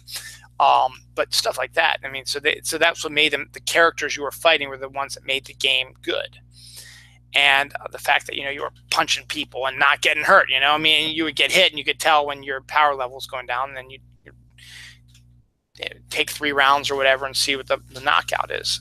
So your goal was to get through everybody and then go and face Mike Tyson at the end. I mean, there was a Russian, there was a Scottish guy, there was a little Weasley little dude. There might have been some other guys in there. I can't remember them, but Mike Tyson was the big bad. And I remember I beat the video game version of it. I actually beat Mike Tyson. So I'm tougher than Mike Tyson. Come at me, bro. Yeah, right. In real life, he kicked my ass. Even now when he's out of the business. But I always found the game was always a lot of fun. You know, video games are supposed to be fun, and this one was fun. I mean, it was pretty easy. You know, you had a character and you punch them and you dodge, and you have different types of punches, and you have to power up and do stuff. And you get knocked out, and then you knock them out. You have to start over again if you got knocked out. So, and then sometimes, you know, you knew how to beat the first couple bad guys. You know, which combination of punches and hits you could get on them. And then it got a little tougher, obviously, as you got further up the ladder. So, but I did finish Mike Tyson's Punch Out. I did beat Mike Tyson, and better for it than that. Let's see. I already talked about this. Let's see. Oh yeah, let's get more into the fall now. What the hell is this? Oh, I know what that is. Actually, you know what? Let's jump down to another anniversary, kind of. Tonight, Sunday, the 22nd of October, 9 p.m., Walking Dead comes back on AMC. Brand new season. 7 episodes, I think, this season. Then they take their hiatus and come back in February. After the Super Bowl, they'll come back on after that. And finish their season off after that. And it's the 100th episode of The Walking Dead. Now, I'm one of the biggest Walking Dead fans in the world. Started off reading the comic when it first came out. I was working at Diamond when it first came out, so we got free copies of the first, like, of every issue basically till I left. So I always read them because they were free copies. The artwork was nice and it was a cool story. And this is even before they decided to do a TV show. And then by the time I had left Diamond, excuse me, they decided they were going to do a TV show. So that was what, 2000 and let's see, they're on their 8th season, 2007, 8, 9, somewhere around there. So yeah, I was working at Hanover at that point. But I had kept buying Walking Dead and was still reading the comic. And so I was still caught up to date. And so I was really pumped because when I heard they were going to make The Walking Dead, I thought, okay, it's going to be great. I have the comics. I read them. I enjoyed them. A lot of really good storylines, a lot of good characters. Should be a lot of fun. And then when Frank Darabont's name was put in there, I was like, oh, man, I loved, The Green Mile, and I love Shawshank, and I love The Mist, and I loved all his stuff. So like, that's awesome. So he's going to have a nice sensibility to it. And then it was going to debut on Halloween. I was like, that's even cooler, So the first episode was on Halloween, and after watching that first episode, I was hooked because that first episode, actually, it's funny. My co-host Jerry Fletcher and I, who do the top 10 list, exactly 1 year ago, well, maybe 1 year ago, yesterday. It was on Saturday, but exactly around the same date, 1 year ago, Jerry and I did our top 10 Walking Dead episodes because we were looking into prepping for the beginning of season 7, which ended in season 6 ended in a cliffhanger with Negan about ready to already killed somebody of Rick's crew. We just didn't know who it was. So season premiere of episode 7, we're going to find out who it was, and the rest is history about what happened with episode 7. So we did our top 10 episodes of Walking Dead, and my number 1 was the pilot. It's still the best episode they ever did. It was directed by Frank Darabont. He wrote it, and it still was was a pretty good adaptation of the first couple issues of the comic, but he added his own little stuff to it. The music, the characterizations and stuff like that. And it was fantastic. So it's still my favorite episode. In fact, it introduced this song, which I absolutely adore.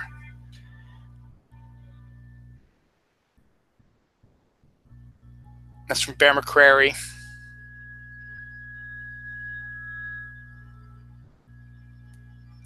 And I've played it before. It's called Mercy of the Living. And it was the scene where it's a twofold scene. Rick has already left, and he comes across a zombie that has no legs and is crawling towards him. And at the same time, I forget the black guy's name right now. That's terrible. But the black guy who's in the show now.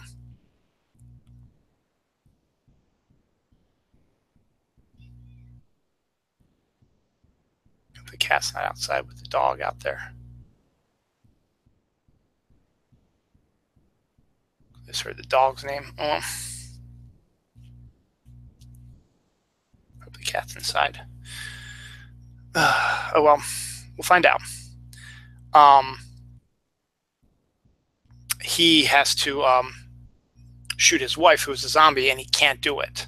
And so that music was playing concurrently where Rick discovers the girl, the woman, the legless zombie crawling towards him, which was part of, there was a series of mini episodes that you can only catch online where we found out about that character. And he ends up saying, I feel, I'm sorry this happened to you, and end up shooting or killing the zombie. So it's a nice sequence in the episode, and that might be the reason why it's still my favorite. There's other stuff to it, but that scene alone with the combination of the black guy not being able to kill his wife and Rick having to put to death this zombie that he feels sorry for is good writing, good directing.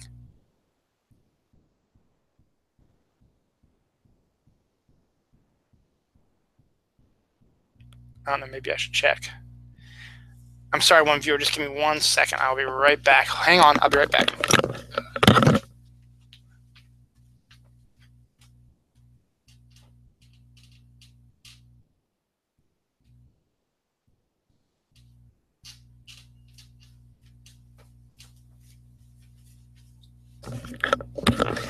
Sorry, I'm back. Yeah, the cat's inside, so nothing to be worried about. All right, so these only take 5 seconds. So 100th episode. So what I might do is I might repost that episode from last year because it did have our 10 best episodes. I think we agreed on a couple of them, and it was a fun show to do. So I may do it again. So 100th episode is tonight. The season premieres tonight. All Out War is going to happen. So the Negan storyline, I think, is going to get wrapped up in this season. So it's going to be a bit more action-packed and more similar to what's going on with the Negan storyline. So that'll be fun. Check that out. So that's tonight. Don't miss it. I don't think you will. I think it'll do well ratings-wise. And then, as always, the ratings will probably start to slip. We'll find out. Starbucks is... They did the unicorn frappuccino earlier this summer, which was a crazy, weird concoction, but it was fairly popular. They're at it again, and this is only for a few days. Next weekend, they're releasing the zombie frappuccino. Now, I think they have a vampire one out now, but the zombie frappuccino is going to be similar to the unicorn one. It's got, I think it's a caramel apple flavoring coffee type of thing with like a purplish, greenish foam or whipped cream or something like that gives it this kind of weird zombie-esque quality to it. So we'll see if I may or may not decide to try that because I'm a huge caramel junkie, but I'm also a huge caramel apple fan. And it's a good segue into my caramel apple story. I'm an idiot. Let me just tell you that right now. I'm an idiot. In high school, when I was a freshman, I was obsessed with a girl for 4 years in high school. And because of my obsession with this one girl, I failed to notice when there might have been other girls who were interested in me. I didn't even consider other girls at the time. There was one girl who I was friends with, but she wanted to be more than friends, but she never let me know. And then eventually, as we got older, junior, senior year, she didn't want to wait anymore, so she went out and started dating other people, which is cool. It's absolutely fine. But the fact is, I could have, and I was, fairly, when I went to college, I still hadn't had a serious relationship, and I got my first serious relationship in college, and it ruined me when it broke up. If I would have just paid more attention, maybe I could have had a serious relationship in high school with this one girl who I'm not going to mention. She knows who she is because the caramel apples come into play. So I was an idiot. I could have very easily been dating someone for the majority of my high school year, and who knows what could have gone from that point. I could have lost my virginity to her. It could have just gotten me prepped for, relationships. So when I did find another one, it didn't wreck me as bad, type of thing, and just get a general idea of life, So freshman year, I was part of, and all 4 years I was part of the steering committee, which is, it's a group of students, about 30 of us, who take care of the fundraising and, decorating for dances and stuff like that, and raising money for our class. so that we can have, like senior week parties, and we can have dances and stuff. So we do fundraisers and stuff like that. Like we sold fruit punch, the fruit punch mix, which is ginger ale and fruit punch, and some candy at the basketball game. So when we had our high school basketball games, we would have a stand-up set up on Saturday nights or Friday nights sometimes, depending. And then during halftime or during the game, people would come out and they would buy candy or popcorn or potato chips, and then drink some. I think we had some water maybe on the side and some soda, but we had this punch we made, which is fruit punch, and I think rainbow sherbet ice cream and ginger ale, and it was really good. And we sold it. It was like $2, a buck, something like that. So, we made some money that way. I was on the steering committee for all 4 years. We had our own homeroom, and the homeroom was also, the steering committee had the president, vice president, secretary, and treasurer of our class was in there. And the girl I was obsessed with was in the steering committee, and the girl who liked me was in the steering committee also. So one of the first things we did freshman year during the fall was we did caramel apple sales during a festival or fall festival or something like that. I don't remember. It was a weekend, I think. I think the hallways were empty, except for the people who were selling stuff. It has to have been some sort of festival. I don't remember. Regardless, so I was working with this woman. I'll call her girl, actually, because she was a girl, 9th grade. We're not, well, you can say they're women, but I'll just say I was working with this woman. And we were, flirting and talking back and forth and having fun. And then we had to go find some stuff, so we'd run around the school and hide in closets. And it was it was great. We were hanging out, we were having a lot of fun. And I learned later on, talking to her, that was like the point where she fell for me. But I was too obsessed with this other girl that I didn't even notice, because I'm a moron anyway. I've always stated that. I've come prepared. I've always said I was a moron about things. So I'm not saying anything I don't know about, But it was just, whenever we thought about caramel apples or stuff like that, it always reminded me of what could have been. And for the longest time, I think she was still, even after she was dating and doing stuff, she still was obsessed, and not obsessed, but she was still kind of thinking what could have been, that type of thing. And, and I got to think a little bit of that as well down the line. But in the end, I follow her on Facebook. She doesn't really do much on Twitter, but she is on Twitter occasionally. And I haven't talked to her as much as I used to. A few years ago, I was really talking to her a lot, but then something sort of changed, and I didn't talk to her for a while. I think she took a hiatus from Facebook, and then she's come back recently and hasn't really been interacting with me so much, which is fine. I'm happily married with kids. I'm fine. But the fact is, caramel apples is always going to have sort of a nice little connection. So I segued from the zombie frappuccino, which is going to be like a caramel apple base, to this caramel apple story, to today, and we'll segue to my nephew Carson. We went to the Cow today, as I said before, which is, for those who've watched the show before, know it's our local Italian ice stand, like Rita's. It does gelatis and Italian ice and sundaes and stuff like that. And they have a set menu of, like, say, 40 to 50 flavors of Italian ice, and the typical vanilla and chocolate and strawberry ice cream. But because they are local and because they make their own stuff, they make special ones for seasonal stuff like that. Like seasonal during the summer, they might do like a black cherry ice cream or like a lemonade type of ice cream, and then they would create new flavors of experiment of Italian ice that you can choose from. That's not part of their regular menu. It's only going to be for a little while, and then they get rid of that. And then because they stay open until Christmas, then when fall comes, they'll start doing more fall-oriented Italian ice stuff. And so we went there today, and sure enough, they had a caramel apple Italian ice. So I said, why not? I'll get that with some vanilla ice cream.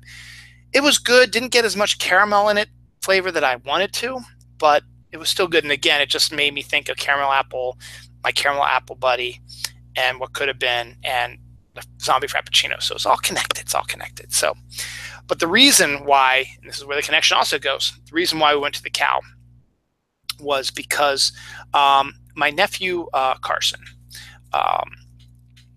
my my wife has two sisters, and both have two kids.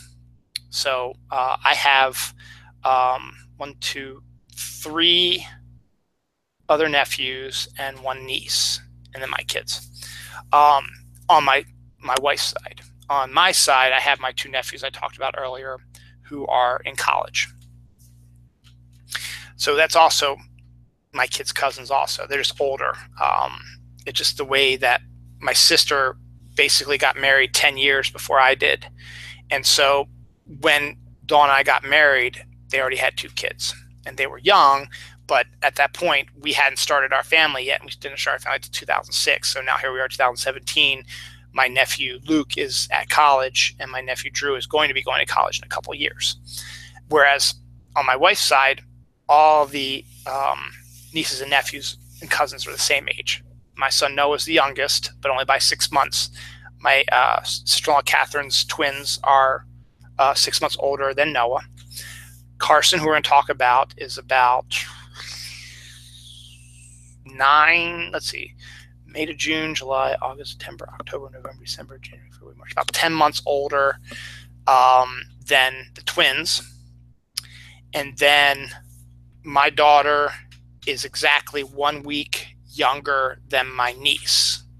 She was born December 5th. My daughter was born December 12th of the same year. So that's how it stacks up.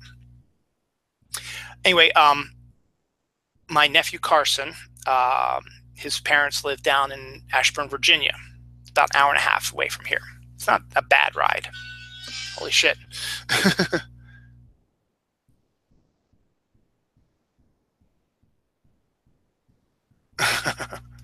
So yeah, I got to go help do popcorn at 4 o'clock. Well, help them take over. Yeah.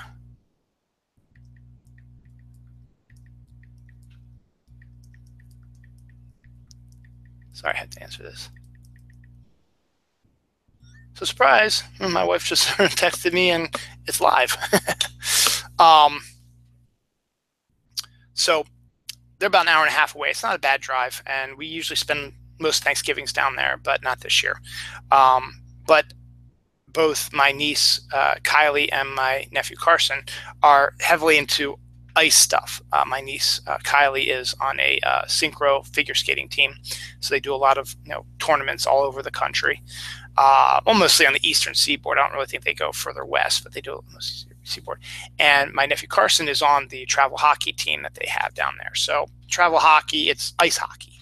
So they got ice houses, and they do hockey tournaments and they play games, stuff like that. So he's playing hockey basically. So about a month or so ago, we were at, not a month ago. Yeah, it was almost a month ago. We were at my sister-in-law Catherine's house, and she's the one that has a twin. She's running the Marine Corps Marathon right now in D.C., so that's why she wasn't up. But we were at their house, and my brother-in-law came to me and my wife and said, "Hey, do you know where the Mitchell complex is?" It's like, yeah, it's like we can see it from our house, like right across the street. Right, our backyard. We have our backyard, which is kind of a swampy forest area. Then there's 795, and then there's the Mitchell complex. So you can see the Mitchell complex from our house.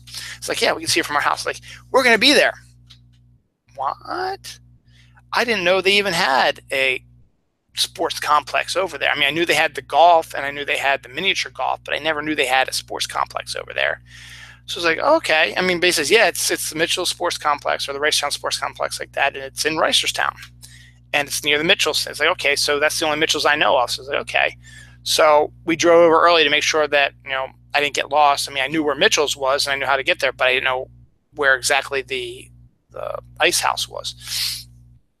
So we pull into Mitchell's, and then we see another road with a parking lot and some fields and a giant building. I was like, I'll be damned. So we drive up. Sure enough, there it is. It's the complex, the athletic complex. It's huge. It has an ice rink, and it has an indoor soccer field. And then surrounding it, it has a couple other baseball fields and some other outdoor fields, like a soccer field out there. So I guess they do these type of youth sports at this park. I'd never been to this park. I mean, I see it all the time because the floodlights, they light up till about 10 o'clock at night. So you see this wave of light in the distance, not that far away, but in the distance, I was like, wow, that's kind of interesting. And I've done miniature golf there before, but I've never remembered the fields or the complex over there. So I said we go in, and then there's the ice hockey rink, and then there's the indoor soccer area. So we go into the ice house, the ice side, and sure enough, as I thought, it's freaking freezing in there. Yes, it's ice, and I know you don't want to have the heat on because it's going to melt the ice, but they had the air conditioning going. It was like walking into a meat locker. But we'd never gone to any of Carson's games because they're all over the place. They're in Pennsylvania, New Jersey, parts of Virginia, up Massachusetts. They're actually going to Ottawa around Christmas time. So that's kind of cool for them. So it was really brutally cold. Luckily, the kids had their jackets on, but we could tell, who the veterans were because they had the big blankets on and they were covered. So they knew that every ice house they've gone to has this massive like meat locker feel to it. So we found my brother-in-law, and we saw my nephew. He was getting ready, and so they went out and they were playing the local hockey team there called the Baltimore Stars. As I said, my nephew's going to be 10 next year, so he's 9 right now.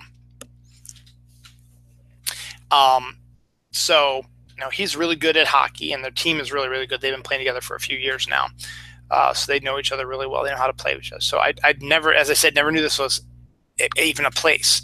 And then I discovered up on the walls they have all kinds of pictures and stuff like that. Stevenson University, which is a college not too far away from here that my sister-in-law actually works at, not the one down, but the other one. They have a hockey team, men's and women's, and they use the ice house for their games. And then UMBC, University of Maryland, Baltimore County, uses the ice house for their hockey games as well. And then there's a whole bunch of these youth leagues as well that use it.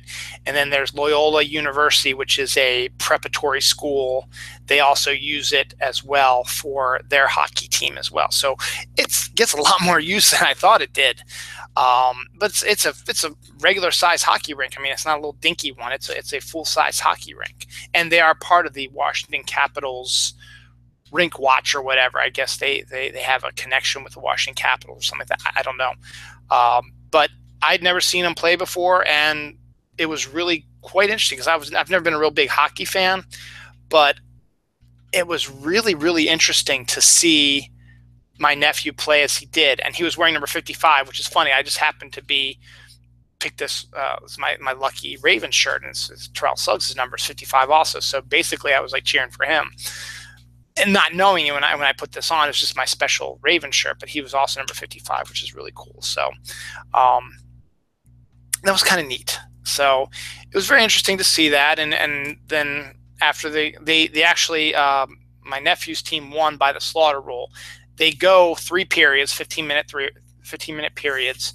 And by near the end of the second period, my nephew's team had scored 10 goals on this local Reisterstown team, and that's the slaughter rule. They stopped the game because we're not going to go any further. So they won 10-0. But it was quite good. The goalie that my nephew's team had was really, really good, and my nephew got a couple of good hits at the puck. Didn't score any, but he took a shot on the goal and it got blocked. But he was up there. But it was fun to see him, and it was fun to see my brother-in-law coaching him up and stuff like that. So, and then as I said, after he got changed, we went to the Cow. They'd never been there before, so they got their stuff. And then we went back to our house and just hung out for an hour while the kids played. And my wife and I talked to my brother-in-law.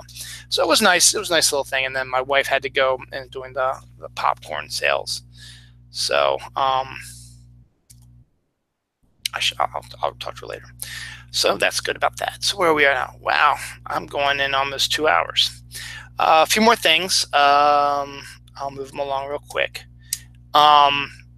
A boy thinks that we were pushed into an alternate universe when CERN, a European organization for nuclear research, did some sort of device or whatever and pushed our whole galaxy into a alternate universe. That's why we are going through what we're going through right now. It makes sense to me. I thought it was an interesting story. It's probably not true, but the fact of the matter is, it's screwed up. Everything seems to be screwed up. Up is down, down is up right now in our world.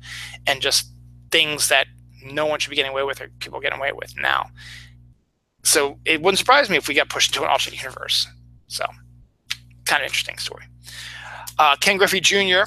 Has a statue up in Seattle, which he should, because he was a great player, Hall of Famer. Probably, I don't think he's in there yet, but if he isn't, he'll be there soon.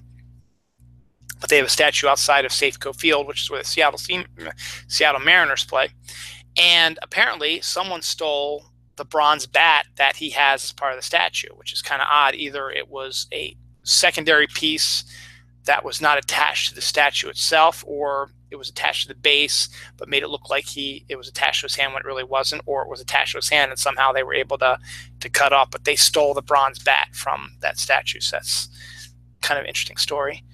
A whole mess of JFK, John F. Kennedy, top secret articles and information about the assassination are going to be released this week. What frustrates me the most is our dumbass president is taking credit for it. He's like, yeah, I'm going to okay the release of all these JFK things to make it seem like that it was his doing that he got these top secret things taken out, when ever since 1992, it was planned to be released around this time. 25 years later, it was that the time is up, and it was already planned to be released around this time. So it wouldn't have mattered if the president even mentioned it. It was going to be released anyway, but now it makes it look like that it was his doing, which is a bunch of bullshit. But in that, the story that they're releasing a whole bunch of information about the JFK assassination, which obviously probably is not going to have the smoking gun in it, because if it did, it'd be all over the news right now. Granted, it hasn't been released yet, but you would assume that if the government had some connection to the John F. Kennedy murder, that they would somehow figure out a way not to release that information. Just saying. Regardless, they mentioned it in the movie JFK that Oliver Stone did. Despite me anything about Oliver Stone as a person, his movie JFK is fantastic, particularly for a conspiracy guy like myself. And just the level of filmmaking quality with the different film stocks and different colors and stuff like that was phenomenal. Kevin Costner's character, during his final court scene, when he's doing his summation of the court case about the conspiracy to kill John F. Kennedy, he mentions that he knows he's not going to be able to get the truth in 1965 or 66, whenever this case took place, but he's hoping that his son will stay healthy and strong and will survive when they release them in 2017. He mentions that in the movie. So he can walk into some nice crisp fall day in 2017 and get information about the John F. Kennedy assassination. And voila, guess what? We're here now. I just think that's kind of a neat synergy type of thing. So the asshole in charge has nothing to do with that. It was already set in motion that it was going to be released. So just shut the hell up. Speaking of that, the newest conspiracy theory, which I don't really believe, but people love conspiracy theories, is that the First Lady has actually recruited a body double to hang out with the president, because there have been a few pictures where like, that's not her. Who is that? And it's made into a bigger deal than it really needs to be. But the fact is, it is a conspiracy theory that's out there now, and I always like to mention new conspiracy theories, much like I did with the one about space aliens that have been found crash landed on Mars, which is a completely different conspiracy, which I'll talk about maybe in a couple weeks. But speaking of space, what we'll do is we'll hit the space story and some Halloween stuff, and then the Check I Day stuff, and then I'm done. I'm out of here. So can I do it in 7 minutes? Probably not. I'll go over 2 hours, but that's okay. Outer space is very interesting this week. The Orionid meteor shower, which is one of the best of the year, is currently visible, I think, through tonight. So go find the Orion in the sky after midnight. Find him in the sky. Supposedly, he is coming from the top of his. You'll see the shooting stars coming from the top of the constellation. So check that out. Particularly, hopefully, you're in a darker area. Cities, the lights wash it out. My neighborhood is pretty good, but we still have some light filtration from Reisterstown, which sort of blocks some of the darkness of the sky. But still, it might. I haven't been able to see it because I don't think Orion actually rises till late in the day, and I've never gone up in the middle of the night to check it out. Also, probably for the last time in your lifetime, probably you'll be able to see Uranus, which is one of the really far distant planets. It's the one after Saturn, which normally you can't see with the blind eye because it is so far away. That and Neptune and Pluto, they're too far away. You can't really see them with your naked eye. But now, I guess where Uranus's track around the sun, because it's like a 250-year orbit around the sun, you can actually see it in the night sky. I don't know how long it's going to last, but if you want to know where it is, it's in the east. Remember, it's where the sun comes up. So this is at night. So if you know where the sun comes up, look in that direction at night and look for a solid bluish star. That should be Uranus. I think I saw it last night. I'm not 100% certain, but it was in the east, and it was a blue star that seemed to be steady, didn't seem to be twinkling. So that was kind of cool. So keep an eye out for those two outer space things. This week is the build up to Halloween weekend, basically. Yes, Halloween is until next Tuesday, 9 days. But this weekend coming up is the best time, where there's always the weekend before Halloween, local neighborhoods, strip malls, regular malls, they do like trunk or treat. Schools do trunk or treats, or trick or treat in their shopping center. So if the parents don't want to take the kids out on a school night at night on Halloween, with possibility getting hit by cars or being attacked by robbers or whatever their belief is, it doesn't matter to me. It's not important to me. I let my kids go trick or treating. I'm going with them. I'm not going to let them go by themselves, but they need to be with an adult. But this gives kids an opportunity, if they're not going to go trick-or-treating on Halloween, to get candy. So this Friday, particularly, our school, where the kids go to school, elementary school, is doing their trunk or treat, which is, a lot of places do this. I think the firehouse is doing theirs on Saturday, and the church is doing theirs like on Saturday or Sunday. I think it's Saturday, where you park in the parking lot of the school. So you're within, and then you block off the road so cars don't go in and out. And you park there, and you decorate. You open up your trunk of your car, and you decorate it, and you sit there with candy. And there's a fall festival that goes on at the school, and then with like an hour left before in the festival, they'll line the kids up in their costumes, and the kids will walk all the cars that are participating in trunk or treat and get candy.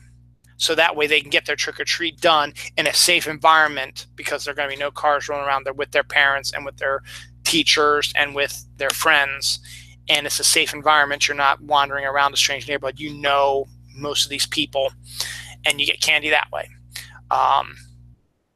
Then on Sunday or Saturday, a lot of places will do, trick-or-treating through their towns. I think Ellicott City is probably going to do one. Reisterstown always does a fall festival where around 10 a.m., 9 a.m., 10 a.m., stores that open along our main street are going to have candy available for kids. So kids dress up in their costumes, and they go trick-or-treating up and down Main Street. So they go to these stores that are participating. They go into the stores, they get the candy, and it's a way to get their parents into stores they might not have checked out before. And they also give them a chance to give out ads and stuff for their place as well. So we're going to do that. So that's in the morning. So you're on Main Street with your neighbors, and it's during the day, so it's not dark out, and there's no chance that cars are going to hit you, and no strangers are going to bother you, because it's wall-to-wall people.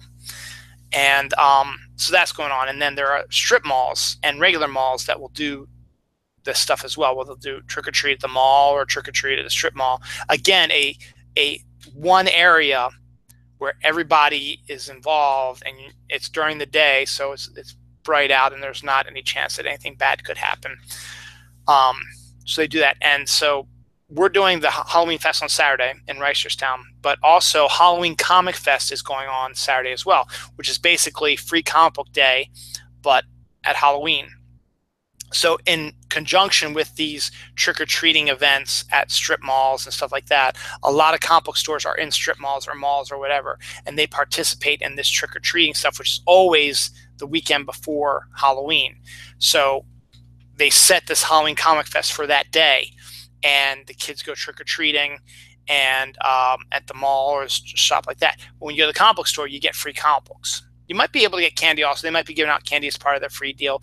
Mine isn't, because they're off of the beaten path this year. They're moving to their new location on Main Street after Halloween. So next Halloween, they'll probably be a full participant in the trick-or-treating in the neighborhood. But for now, they'll have the free comics. So you go in to the comic book store and you get your free comics. It's all ages Halloween-esque type comics. There's some regular style like Hellboy and other horror type comics that might be for older people, but they do have family ones as well. So that's all this weekend as well. My daughter is going to be Cleopatra. My son has got a Charizard costume, which is a Pokemon. My wife, as I said, is obsessed with Pokemon. She's creating her DIY Miltank costume, which is basically a cow. And I'm going to be a giant Tyrannosaurus Rex, one of those inflatable ones you've seen. Did the Ninja Master contest. I got one of those, so hopefully I'll win the prize at my work, which we do on Halloween. 9 days. So we have that. I think I will wait, since I'm at the end of my rope, I will wait for this story. So again, as I said, I didn't think I was going to. Here's 2 stories that I'm not going to be able to talk about this week. I'll talk about next week. So let's end on Check Eye Day. For those who know this show, every day is a holiday. You know, I love holidays. Literally every day is a holiday. They might not be famous ones like Halloween or Christmas or whatever, but there are some absolutely crazy ones out there right now. And I'm getting ready to tell you the ones for today were, and a few other ones as well. So go to checkeyday.com. If you go to your search engine, type in checkeyday.com, CHECKIDAY.com, or follow them on Twitter, same thing, at checkeyday. That's where I get them. So October 22nd, today, it's Clean Up the Earth Day. It's Eat a Pretzel Day. It's International Caps Lock Day. It's International Stuttering Awareness Day. It's Mother-in-Law Day. It's National Color Day. It's National Knee Day, or Take a Knee Day. No, it's just National Knee Day. It's just about your knee. It's National Nut Day. They're talking about peanuts, not that sexual stuff, you freaks out there. It's Marta's Cool Day, and that was all today. Yesterday, Saturday the 21st, was Apple Day, Babbling Day, Bridge Day, Celebration of the Mind Day, Count Your Buttons Day, Garbanzo Bean Day, Global Iodine Deficiency Disorders Prevention Day, I Love Yarn Day, this is all yesterday, International Day of the Nacho, Independent Video Store Day, International Independent Video Store Day, National Pumpkin Cheesecake Day, Reptile Awareness Day, Sweetest Day, sweet. Friday was It's Birth of the Bab, it's Miss America Rose Day, it's National Brandied Fruit Day, it's National Call-In Day for Health Reform, it's National Mammography Day, it's National Pharmacy Buyer Day, National Suspenders Day, it's International Day of the Air Traffic Controller, it's World Osteoporosis Day, it's World Student Day. That was all the 20th. Now, one I missed on the 21st was Back to the Future Day. Remember, in Back to the Future, they went to October 21st, 2015. And it was a big deal 2 years ago, but now we're 2 years past that. I was going to tell a story about why we don't have hover cars and why that age of the Back to the Future didn't happen. The main reason why is because Marty changed the future. So because of what he did by not getting into the car accident and not becoming the schlub he was in 2015, October 21st, he changed history so that there would never be hoverboards and flying cars and holographic movies and stuff like that. So you can blame Marty McFly for that. Now, tomorrow, let's just do tomorrow's Check Eye Day stuff, and then we will finish up this episode. and we'll join the rest of our day. Tomorrow is, is National Boston Cream Pie Day, National Canning Day, National iPod Day, National Mole Day, National Slap Your Irritating Coworker Day, Swallows Depart from San Juan Capistrano Day, TV Talk Show Host Day, and that's it. So that's pretty interesting. So that's what's going on in the world of holidays. Let's see what's going on with the Ravens. I don't think I want to find out. Okay, it's not a good sign. Always got to check out the NFL scores. Let's see that real quick. Anyway, I think I covered everything I wanted to today. There was a few things I wanted to cover. I wanted to cover why Thursday feels like Friday, but I'll do that another time. I wanted to talk about some more about my pop culture coffee idea. I came up with a new idea. Holy God, the Vikings are killing us 18-9. Crap in a hat. Sorry about that. I just had to see that. And it's like, there goes my day. Still early. No, it really isn't.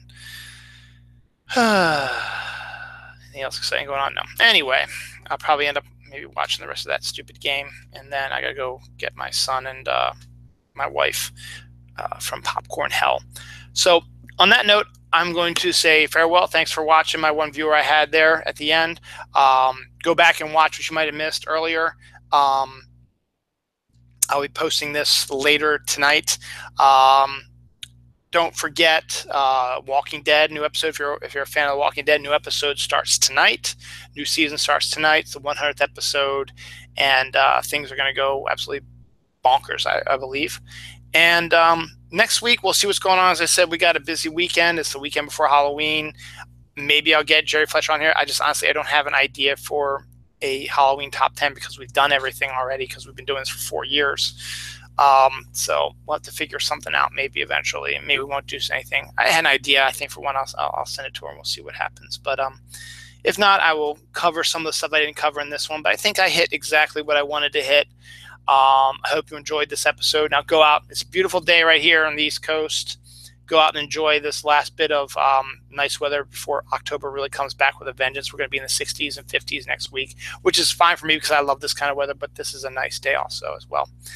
Go out, have fun, enjoy fall activities. And if you want to watch football, you can. I'm just worried about my damn team. They just need to score a touchdown. If they do, they'll be in okay shape. But right now, please just win a game. Happy fall, everybody.